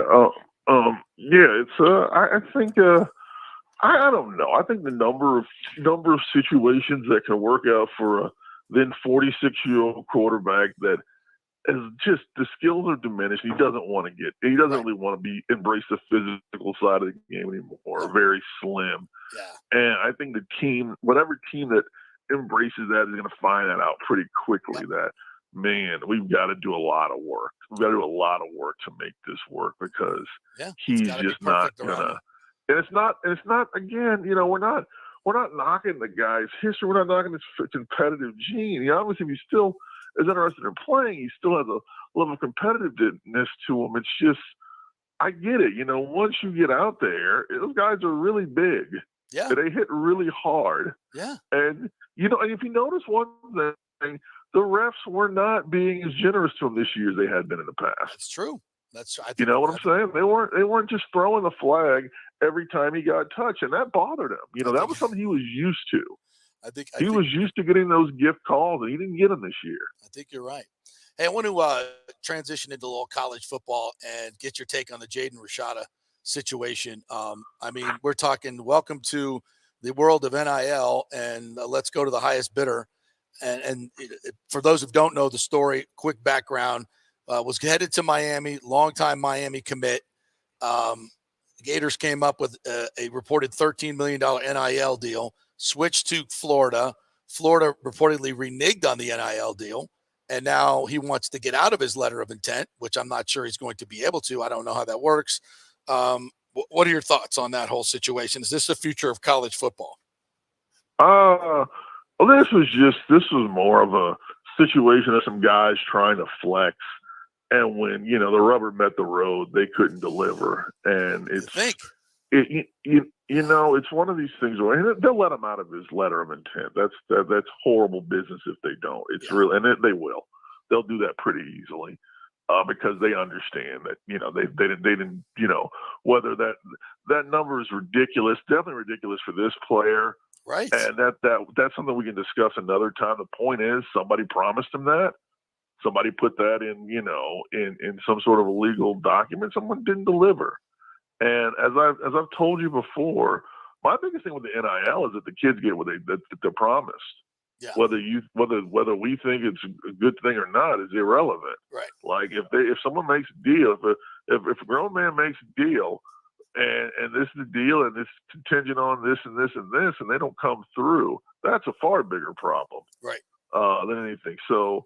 They made the deal. They didn't come through. He's not going there. He certainly shouldn't in that situation. And as I tell everybody, like, they didn't, he didn't make anybody offer him $13 million. Right. That was something that somebody did. He could throw out, you throw out any number you want, and someone's either going to say yes or no, or you're crazy or get out of here or whatever. And so I look at it in a situation like, there has to be a better way to do this. There's to be a better way to there's just no real way to monitor this. And it's, this collective, this Gator collective, it puts the program in a difficult position because they're independent of the program, but the program knows they exist. They know they're doing business with them indirectly. Right. And unfortunately for Billy Napier and Scott Strickland in that program, they're the ones that end up holding the bag because it looks like Florida didn't deliver what they promised to a recruit. And does that hurt them? Florida didn't. Does that hurt them in the future? Does that hurt them in the future for recruiting that this happened? It certainly hurts them out on the trail because kids, when you start, they're recruiting kids in the 2025 class, 2024 class. You're recruiting 15, 16-year-olds that don't have a clue about how this really works. All they're hearing is that, Florida didn't pay this guy. Right. This guy had this money. Florida didn't pay him. He's leaving. So now if you're one of the top 25, top 50 kids in your class, you're going to probably look at Florida with a side eye. Right. Because there's plenty of schools that are paying, that are doing their collective things right. And Florida, unfortunately, got some guys, like I said, some guys that, wanted to flex and for whatever reason decided they didn't have to deliver. Wow. That's what a crazy situation. I'm Billy Napier, I'm definitely going around that group, and those guys are not, believe me, those guys are going to understand that that's never to happen again through some form of intimidation. Because as a coach, that would piss me off. Hell yeah, it would. Because it all falls on him. Yeah. Corey Long joining us here. And I don't know what Mike Norvell is selling in Florida State, but to get Jared Verse and Lovett and all these guys to come, Johnny Wilson, all these guys that have NFL futures, especially Verse, who was, was as high as 6 on some mock drafts, 6 overall. I don't know how he did it, but Florida State is absolutely loaded for next year. I'm not saying they're going to be the national champions, but boy, if they come a long way in a very short time. Well, and that's using the NIL correctly. Right. And it's, none of those players came back for free, and most of them didn't come back for cheap. Right. So it's, so it's like I think they call it the battle's end is the collective that's handling that. And I think that one particularly is focused completely on roster retention on kids that have spent time in the program, kids that they want to, that they value, that they want to keep over a long period of time, that they want to keep over, over multiple years. And, and it's not just Jared Verse who's getting a lot of money, or Jordan Travis is getting a lot of money, but it's also Patrick Payton, who was the rookie of the year in the ACC.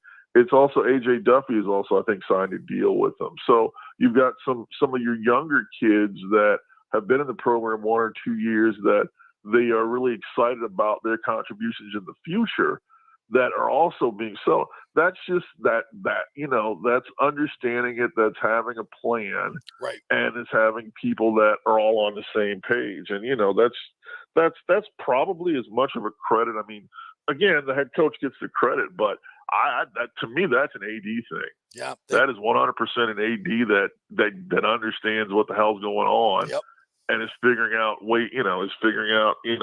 to manage it. Yep. And that's the good thing. That's the thing. How do you navigate? How do you navigate these things in these times? And they've figured it out a little bit. Yeah, FSU, I think, is definitely on the right track in that one. And before you go, we got Eric Erlinson coming on next, your good buddy. You saw Stammer get his 500 the other night, and last night it was kind of tough. They got into the hotel at 3:30 in the morning, had to turn around and play that Edmonton group last night with McDavid and Draisaitl, and they looked a little slow in the first period, but it was an entertaining hockey game. I really enjoyed it. Your thoughts on where the Lightning are right now? I think they're playing well. I thought they had a chance. Going in the third period last night, you got a chance to get a result in a back-to-back game against a team that's obviously very tough, very skilled, and they're also a little bit rested at that point. So, but they've come out on the road. They beat an extremely red-hot Seattle team. They start off with a win at St. Louis, beat Van. So they're playing well against the West. I think they're 14-5-1 against the West this year. And I think that they kind of. They won both of the games at home. Cooper wasn't particularly happy with the way they played, especially in those third periods. And I think he felt like the team was kind of leaky. But I think they're still riding that. The good thing is going into the All-Star break, there's still plenty of room for improvement, and that's kind of where you want to be. You're winning games, but you still know you can do more. It's better to be that way than, you see a team like the Bruins have been peaking. You wonder how long that peak's going to last. We've Not been all there. season. Yeah. That doesn't happen. No. So, yeah, I agree with you. And, this is a team I think that's going to make some deals at the deadline too. I think I know they don't have a lot of room and not a lot of stuff they can do with assets and whatnot, but I just have a feel there's going to be a tweak somewhere. So Breeze Boys always figured out a way right. that he can stretch that money out. I tell you, that guy must be hell on a family budget. All right, partner. It's always good to chat with you. Have a great weekend. Tell everybody where they can find you and your content. As always, you can find me on Twitter. That's where I spend most of my time at Corey Long, CoreYLong. Very entertaining stuff. Thanks, Corey. Appreciate it, buddy. I'll see you next week at the arena. JP. Thanks, man. All right, quick break. When we come back, we will chat with Eric Erlinson, get his take on this road trip and last night's game at Edmonton was there was some shenanigans going on last night too. We got to talk about at the end of the game. We got refs getting cut on skates. We got fights. We got everything last night. So we'll break it all down with Eric Erlinson next. Stay with us.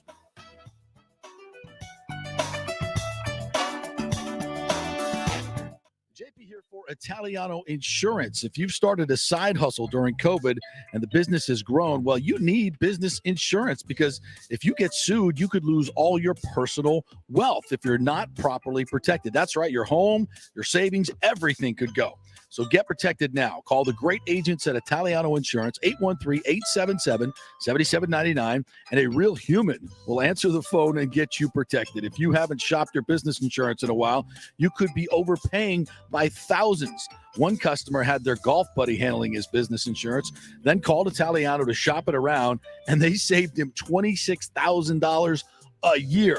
Yeah. So call 813-877-7799 or go to ItalianoInsurance.com. Italiano Insurance, protecting all the pieces of your life for over 60 years. Attention, if you are home shopping or looking for a refinance, and even if you already have the approval letter, you must call my man Scott Fitzgerald at American Mortgage Services. Scott has a brand new program available in the greater Tampa Bay area called the Community Advantage Loan Program. Get this, no money down, no mortgage insurance, no points, no origination fee, purchase or refinance, and loan amounts up to $647,000. Now, there are some application requirements. It must be a single-family home, one unit, primary residence, and have a minimum 640 credit score. The program only applies to certain neighborhoods, so you have to call to find out if you qualify. So call Scott Fitzgerald at 813-294-7595 or email him at scott@amstampa.com. Now, even if you don't qualify for that program,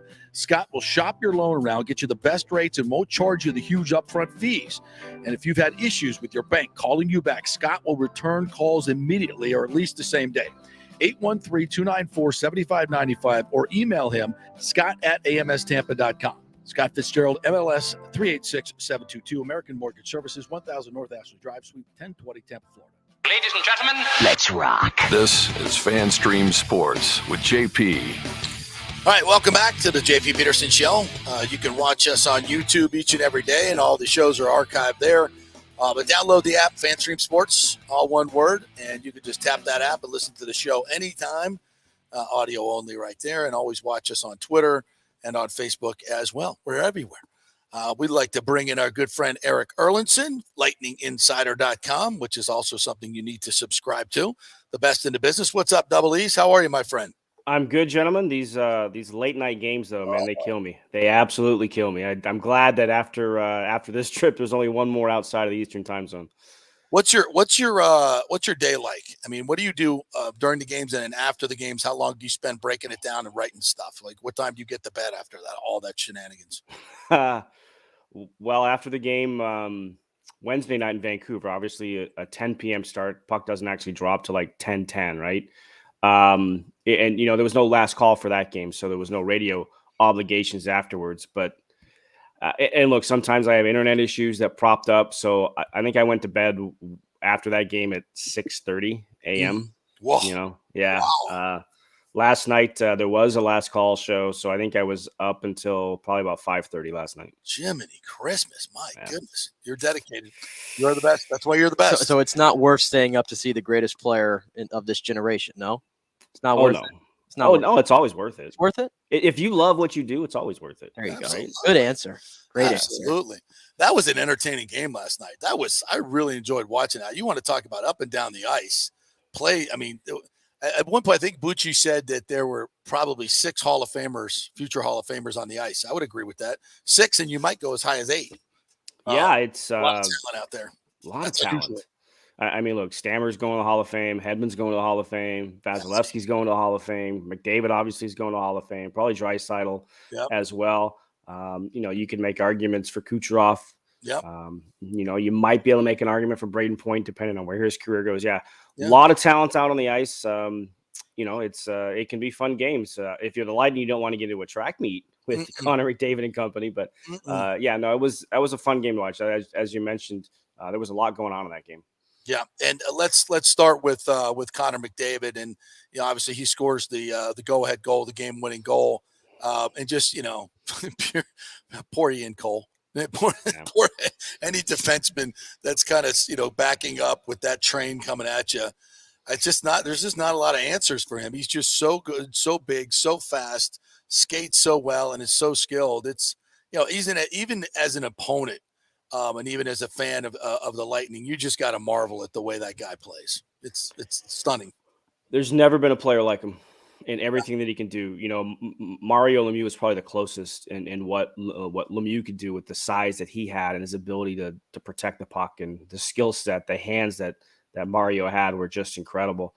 But the overall skill set of McDavid, there's probably nothing more intimidating in hockey than watching Connor McDavid come at you with speed, because there's a fear factor, because he has made some really good defensemen in this league look like pylons, look like they're just midget defensemen with what he can do. It's the acceleration. It's the quick little stutters that he has in his skating style that if you're trying to read his body, you're done. If you're trying to read what he's doing with the stick, you're done. You just got to hope that you can get enough of him to slow him down. And, Brian Engblom was saying on the radio broadcast last night, that Ian Cole actually played that about as well as you can, right? Like, he was in front of him. He forced him to the outside. McDavid's just so quick that he kind of went around him and found that path to the net. And, that edge work to get there too. It's, and look, I thought they actually did a pretty decent job of containing McDavid. Yeah, he had 6 shots, but other than the little partial breakaway he had when he stripped Victor Hedman of the puck and that nice little poke check for Vasilevsky, he wasn't as dangerous as Connor McDavid can do. But man, that guy needs about a half of an inch, and he will exploit it, and he'll do what he did, and it ends up being a game-winning goal. I like what Hedman did there after the poke check too. Just a little shot to the back. Just said hello to him. That's all. Yeah, thanks for making me look silly there. Take this. Shut up. Funny stuff. And at the end of the game, what the hell was that? Was that, I forget who was shooting it, but it was like 10 seconds left. It's a 5-3 game on a power play, and he's blasting slap shots at Nick Paul, who took exception to that, which he obviously should have. What the hell was that all about? You know what? I think that's a rookie. I think that's Evan Bouchard, I think is who that was. So, he's a young player. You'll learn not to do those things. I didn't catch it at the time last night when Coop said it, but I went back and looked at it again today. He even said that we were hoping there was a little bit more time left in that game because we had guys taking slap shots with 2 seconds left in a 2-goal game trying to hurt people. So they obviously didn't like it. It's just one of those things you don't do. There's no reason in that situation to rear up for a slap shot from the point where, especially I think Paul didn't even have a stick. I think he lost his stick, right before that. So, I just kind of theme for the game, right? And what's a little ironic about that game, it was a nice moment pregame when Pat Maroon went to Evander Kane. And, of course, Evander Kane missed a ton of time because of the skate cut that he took the last time that these two teams met here in Tampa when Maroon accidentally stepped on his arm and, cut him. And, I remember Pat after that game didn't have an update, and you could see it in Pat's face when we talked to him, so worried that he might have done something. So there was a nice little pregame moment where the two of them went together, and basically, Pat apologized, and like hockey, things start to escalate. And he's slew footing Kucherov. And it's like, come on, man. What are you doing? No wonder I cut you. Yeah, well, I mean, Maroon did start it, right? Because he did give McDavid that little extra shove, so that kind of turned the temperature up a little bit. I think that was Maroon's way of kind of pull his team into the game a little bit because, I mean, I'll be honest, I thought that game was going to go worse for Tampa Bay after the emotions of the Stamkos, 500 goal the night before. You're losing an hour in travel, getting from Vancouver to Edmonton. It's the back-to-back. Edmonton's only played 2 games in the same span that you've played 4. So there were a lot of things that were going to work against the Lightning last night, and that's how they started. But they got pulled into that game, put themselves in a position to get a point, and then just didn't get it done. Hey, speaking of the Stamkos, because that happened the other night, 500 goals, and I think I saw something like he's the 19th player to do it before having 1,000 games, I believe, which I thought was even more impressive than being the 47th player to do it. But we were talking yesterday, greatest athletes in Tampa Bay sports history, not just hockey, and we both made the argument that Steven Stamkos is number 1. Would you kind of agree with that and think that there's the most valid argument to say that he is? You can certainly have that debate. I mean, I look at what Derek Brooks meant to the Buccaneers and those years, and sort of anchoring that defense and going into the Hall of Fame. And but I mean, we are still talking about a player in Stamkos who's still got more to give, right? Yeah. So we're not. I mean, I wouldn't be surprised if in a couple of years, assuming that they can get him, signed under contract again, that we're talking 600. Right. And that's an even more exclusive club. Only 20 players have ever reached 600 goals. And it's a shame, obviously, with the injuries that he's had and everything else, this would have happened sooner in his career. But yeah, I think you could make a wrong case for Stammer being at the top of that list just because of, I mean, the whole it's like Derek Brooks. Derek Brooks had the whole package, right? He was a tremendous athlete. He's a tremendous person to deal with from the media standpoint. A tremendous person off the ice, means a lot to the community, and Stamkos is right up there in a lot of those categories. But yeah, I mean, look, 47th player to ever do it, 19th with one franchise. I think he's also 18th or 19th to do to get 1,000 points and 500 goals before 1,000 games. I mean, there were a lot of numbers being spit out the other night once he hit that milestone. 8th player to ever have a hat trick in the game in which they scored 500 goals. Well deserved for Stammer. And again, I think that's why some of that emotion from Wednesday night carried over to the start of Thursday night. Yeah, and I would add to it, the conference final runs. I mean, this Lightning team is a dynasty. I know people wanted to see that third, and we still might get it. But when you go back and talk about conference finals and Stanley Cup finals, the sustained greatness of this franchise is directly attributed to Steven Stamkos. Not only the fact that he kind of set it up, but when he decided to stay here instead of go to Toronto and take much less money to do it, that set a template for the rest of the players who have done the same thing. And I think just taking Tampa Bay to another level, not just, the franchise, but the region that we live in, Amalie Arena, downtown, Water Street, it's been transformed by the Lightning owner. And I think Stamkos was the linchpin to the whole damn thing. When he said no to Toronto, it said, you know what? Tampa Bay is a big time market. And I think residually, Tampa, that brings Tom Brady here. It's a big time market. It's Tampa Bay. What's going on over there? I think it was kind of a butterfly effect on the entire region. And I think it started with Steven Stamkos saying, you know what? There are bigger markets out there, but there aren't better ones.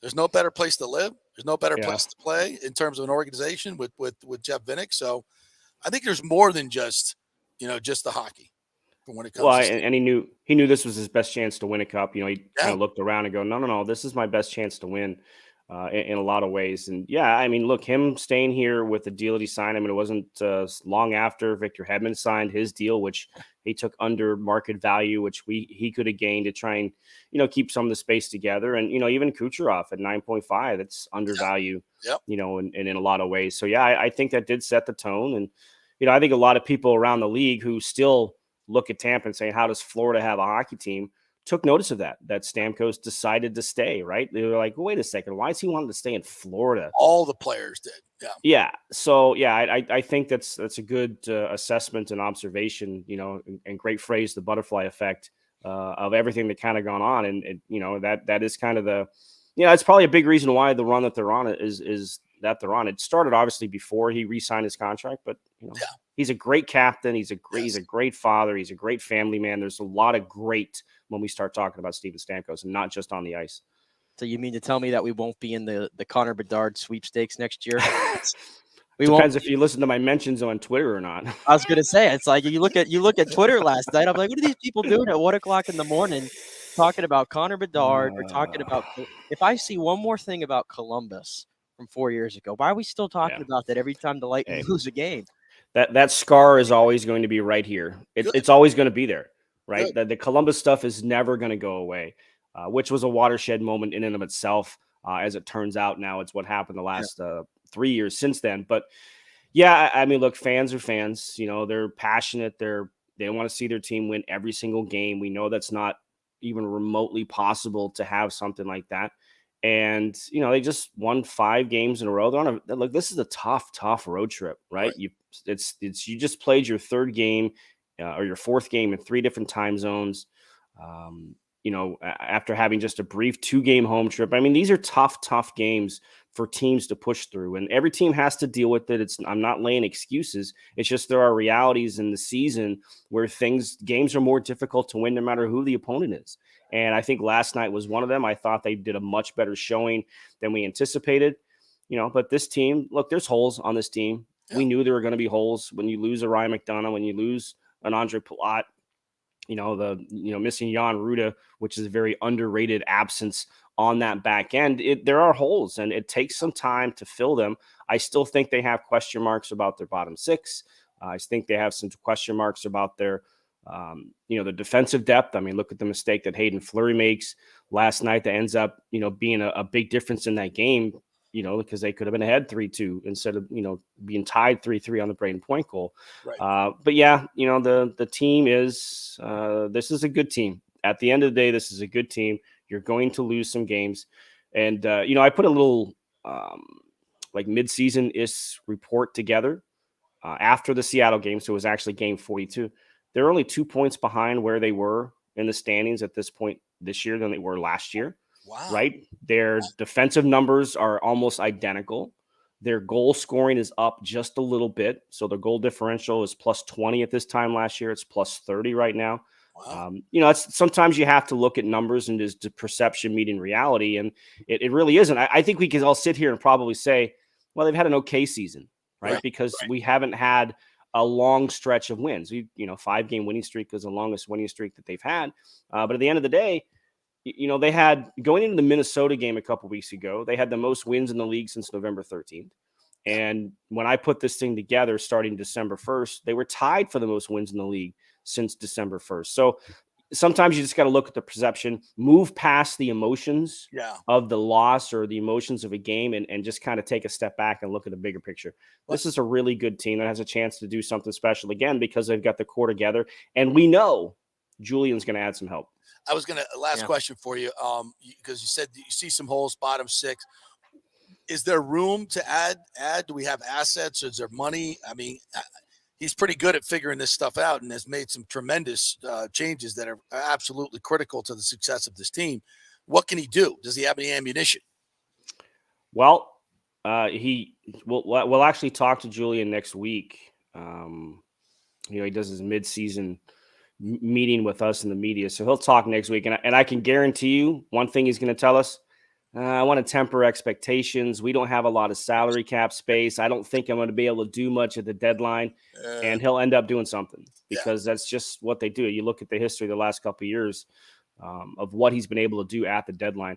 I don't doubt that he's going to do something. We've already seen reports of a link between them and Luke Schenn, bringing Luke Schenn back here, which would be that'd be a big boost. Luke Schenn's having a really good year in Vancouver. He's a right-handed shot. He's a rugged defenseman. He's physical. He leads the league in hits. So there's a lot to like about the potential add of bringing back Luke Schenn.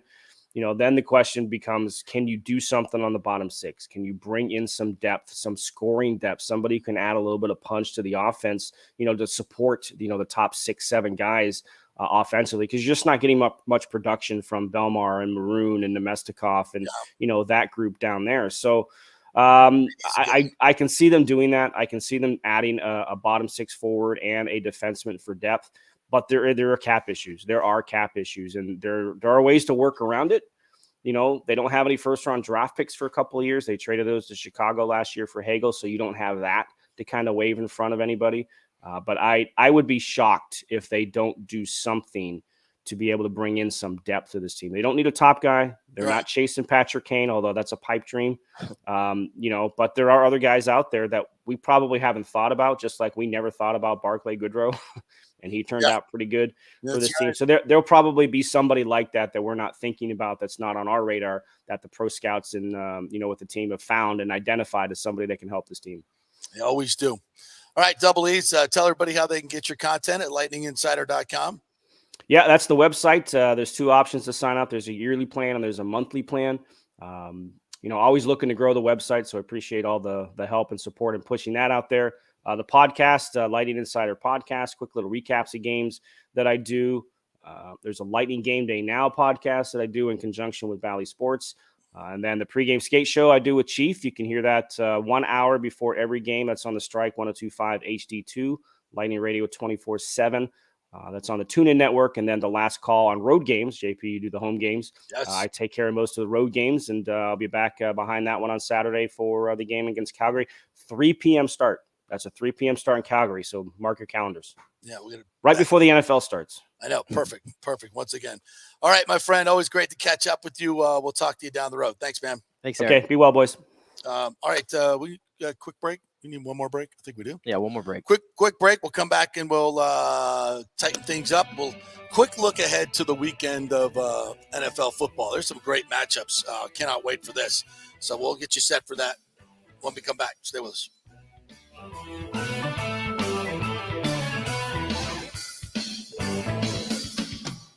Hey, folks, it's still engagement season, and where better to get that special ring than the Gold and Diamond Source? The Gold and Diamond Source has the largest selection of engagement rings in the country, a literal jewelry super center with 30 times the inventory of any normal jeweler. You don't have to wait to spend any extra time waiting for them to bring something in. They have everything right there in-house, so why go anywhere else? And you can get up to 15% off this January if you buy something with the birthstone, which is garnet. Garnet and gold, Florida State, get something for your favorite Seminole. And let's not forget the Emily collection from Emily Johnson Weintraub. Very affordable, real gold and diamond jewelry, always stylish and unique.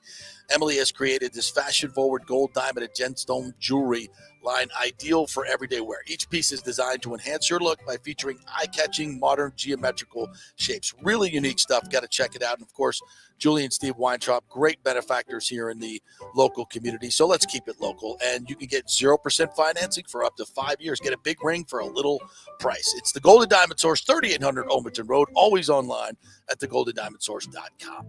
Are you concerned your spouse might be cheating or want to locate a long-lost relative or love? Or a missing person and the police are not helping? An insurance adjuster who needs proof of injury. Hi, I'm Rachel D'Antonio from Tampa Bay's premier private investigation agency, Emerging Investigation. We have a proven track record of results. Local attorneys and insurance companies hire us to discover insurance fraud and crucial information in criminal cases. We can help in custody matters, and we devote a tremendous state-of-the-art technology and cutting-edge industry surveillance techniques to get you trusted results. Larger corporate agencies can be more expensive and do not offer the personal level of customer service and interaction that we pride ourselves on. We are a family-owned business. Our professional experience team includes my son, lead investigator Zach D'Antonio, a former collegiate athlete, and my daughter Emily, who leads our in-house investigations team. Don't take matters into your own hands by trying to install snooping programs on phones or GPS trackers. That can cause unneeded stress and give you inaccurate results. Go with the professionals at Emerging Investigations. We have proven results and tremendous testimonials from our satisfied customers. Call for a free consultation and we can discuss how we can help. Peace of mind is as valuable as bad news. Just go to our website, emerginginv.com, or call 813-291-FACT. That's emerginginv.com. We're Emerging Investigations. We get results in life's biggest matters. Pure sports. JP is back on. Welcome back. FanStream Sports. All right, welcome back to the JP Peterson Show, brought to you by Bay Area Modern Medical Center and the Jeeves Law Group and the great folks at the Gold and Diamond Source. January is Garnet Birthstone Month. You get a discount on that. If you're looking for a collectible Rolex watch or a new Rolex or a gently used, they have that as well. And, of course, engagement season, it's always there. If you're thinking about getting a ring, where are you going to go other than the Gold and Diamond Source? Come on. Great folks over there. Tell them JP sent you. Julie and Steve Weintraub, great benefactors in the community. So head on over there and get you something shiny, boys and girls, at the Golden Diamond Source. All right, we got a big weekend of football ahead. We're down to, the final 8 now? Oh, the good teams. The really good teams left. So let's get started with Saturday's 4:30 game. It's the Jaguars and the Chiefs. Obviously, Jacksonville coming back from a historic comeback win last week, and Trevor Lawrence looking horrible in the first half and unbelievable in the second half, and him against Mahomes. Well, this is going to be a shootout, I think. Both teams can put them up. It's an 8.5-point spread. Kansas City's favored at home, obviously. 52.5 is the over-under. I kind of like the Jags to cover this. I think Kansas City wins. I'll play. I might go for, why don't you tease the Jags and the over, tease it down, because I think there's going to be a lot of points scored in this thing. Yeah. So it feels like such the easy take to go. We love what the Jags are doing. They'll keep it competitive, but then the Chiefs will run away. It sounds like such the easy thing. It's the easy thing because I've seen this situation before. Yeah. I think Kansas City, I feel like they're just on a absolute haul right now to the Super Bowl. Jacksonville, I just don't think has enough right now. Too young. Too young, but what a story. Yep, I'm picking the Chiefs to win this game, obviously, but I'll take. I like that little teaser bet there. Tease the Jags up to what? What would you get? 14 and a half. That's a great number. And then tease that down to about 46. Yeah, that's good. That's going to go over. So I like that one for you, and that'll be Saturday at 4:30. The second game.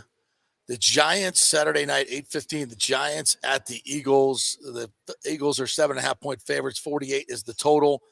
Jalen Hurts is still hurt. We don't know how much. The Eagles are kind of limping into this game, and the Giants are steamrolling into this game. But I still think the Eagles are the better overall team. They're playing at home. I think the Danny Dimes narrative goes bankrupt right here. Yes, I don't think he's I'm rolling with the Giants. Are you really? I love. There's a certain quality to just feeling with this Giants team that I'm getting right now. I think Philadelphia peaked really early this year. Lane Johnson, that absence is huge. Yeah, in my opinion, huge. And I think that Giants defense, is playing with a lot more confidence. They've pieced it together on offense. If they can ride Saquon Barkley. I don't know. I got a feeling about the Giants. The Giants have not beat Philadelphia in, I think, 8 years in Philadelphia. Ooh. So if you're going to give me pause, that's it. But I got a unique feeling about this team, similar to the ones that the Eli Manning run teams a little bit. Peaking at the right time. I think Jalen Hurts is good enough, and I'm still not a huge believer in that Giants defense. I think the Giants have played a little bit over their head this year, and just you could make the argument if Minnesota had it coming to any team they played in the postseason, and this is just a huge step up. You could make that argument, but that's kind of how I feel with that one. All right, the Bengals at the Bills, obviously a continuation of the game where DeMar Hamlin was hurt, or died and was brought back to life on the field, and he's doing great, which is fantastic. Still a long road to go, but so good to see him up and about and at the facility and everything. Buffalo's a 5.5-point favorite. I gotta, you know what? I like the Bengals in this game. I think Buffalo has just been playing fast and loose with the football. Josh Allen is not taking the checkdowns, playing a little bit of hero ball. It's just unlike him, and until he changes that demeanor, I think I just have so much confidence in Joe Burrow and that team. He's just so I love what he brings to the game. He just really reminds me a lot of Joe Montana, and he's just going to get it done. Yeah. So I was listening to Greg Cosell kind of break down this Bills offense yesterday, and Greg Cosell is just like the godfather of film, I feel like. Yeah. And he said, listen, this Bills offense is really not as talented as you think. No. Right now, it's a lot of Josh Allen. It's a lot. But here's the thing. Josh Allen can be a little bit boneheaded, and in the years that Brian Dable has not been alongside him, the turnovers have come. And I think he led the league this year in fumbles and interceptions. You put those two together, he led the league. Josh Allen did. So I know this game, they got it at home, right? Yep. I know they got it at home, Bills Mafia. 3 o'clock on Sunday. But Joe Burrow is one of those quarterbacks. He went into Arrowhead last year. He ain't phased. To me, I think Cincinnati gets this game. Yep, I do too. So I'm taking the 5.5 in that one. The Cowboys at the Niners, 6:30 on Sunday. Niners are 4-point favorites. 46.5 is the total. You got two really good defenses here. I'd lean towards the under. Brock Purdy, you can keep waiting for him to collapse. He's not going to. I don't think he's going to make tremendous mistakes in this game, but Dallas is going to pressure him. It is going to be his stiffest test. But I just think the 49ers are too dominant on defense. I don't think physically they beat them up. Yeah, and I don't think Dallas is front, by the way. See, I can't go off of what I saw last week with Dallas because I think they played by far the worst team that was in the playoffs, really wasn't a playoff team. So I don't know. You're not going to get nearly the same pressure you got on the Bucs that you're going in this game against San Francisco. It ain't happening. No. And in the Brock Purdy, the situation's too perfect. Christian McCaffrey, Kittle, Deebo Samuel, Brandon. I mean, the list goes on and on and on. I mean, San Francisco, to me, again, kind of like Kansas City, they're getting to that point where it looks like they're just steamrolling all the way to the Super Bowl. Yeah, and the Maher thing is not nothing. Their kicker, Brett Maher. Yeah, that's true. If this game is close, the only way the Cowboys win it is if it's a close game, and you got to make all your kicks. Yeah, and can Dallas put two back-to-back performances like this together in big games? No, and Dallas may be downplaying the 2.5 days of extra preparation the 49ers are getting. I'm not. No, that's the NFL's fault. Yeah, that's such a huge advantage. And the Cowboys have been on the road, I think, for 3 straight weeks now. Yeah, they went to Washington, Tampa Bay, and now they're going out to San Francisco. After a while, it's a lot. That's tough. That's like a triangle too. It's a lot. So, as much as I like what I saw last week, I agree with you. Hard to go off of. It's really hard to go off of. Absolutely. So those are your matchups for the weekend. All right, it's been a fun week. So much to talk about, and we'll still be in holding pattern to see if Brady makes a decision this weekend. I think we're a couple weeks away from that, but I think it's gonna be a slow drip of little pieces that tell me he's not coming back to Tampa Bay. But we'll see. Our thanks to Paul Wilson, who joined us today. Corey Long and Eric Erlinson. If you missed anything, just download the app. FanStream Sports, download the app and tap the app anytime.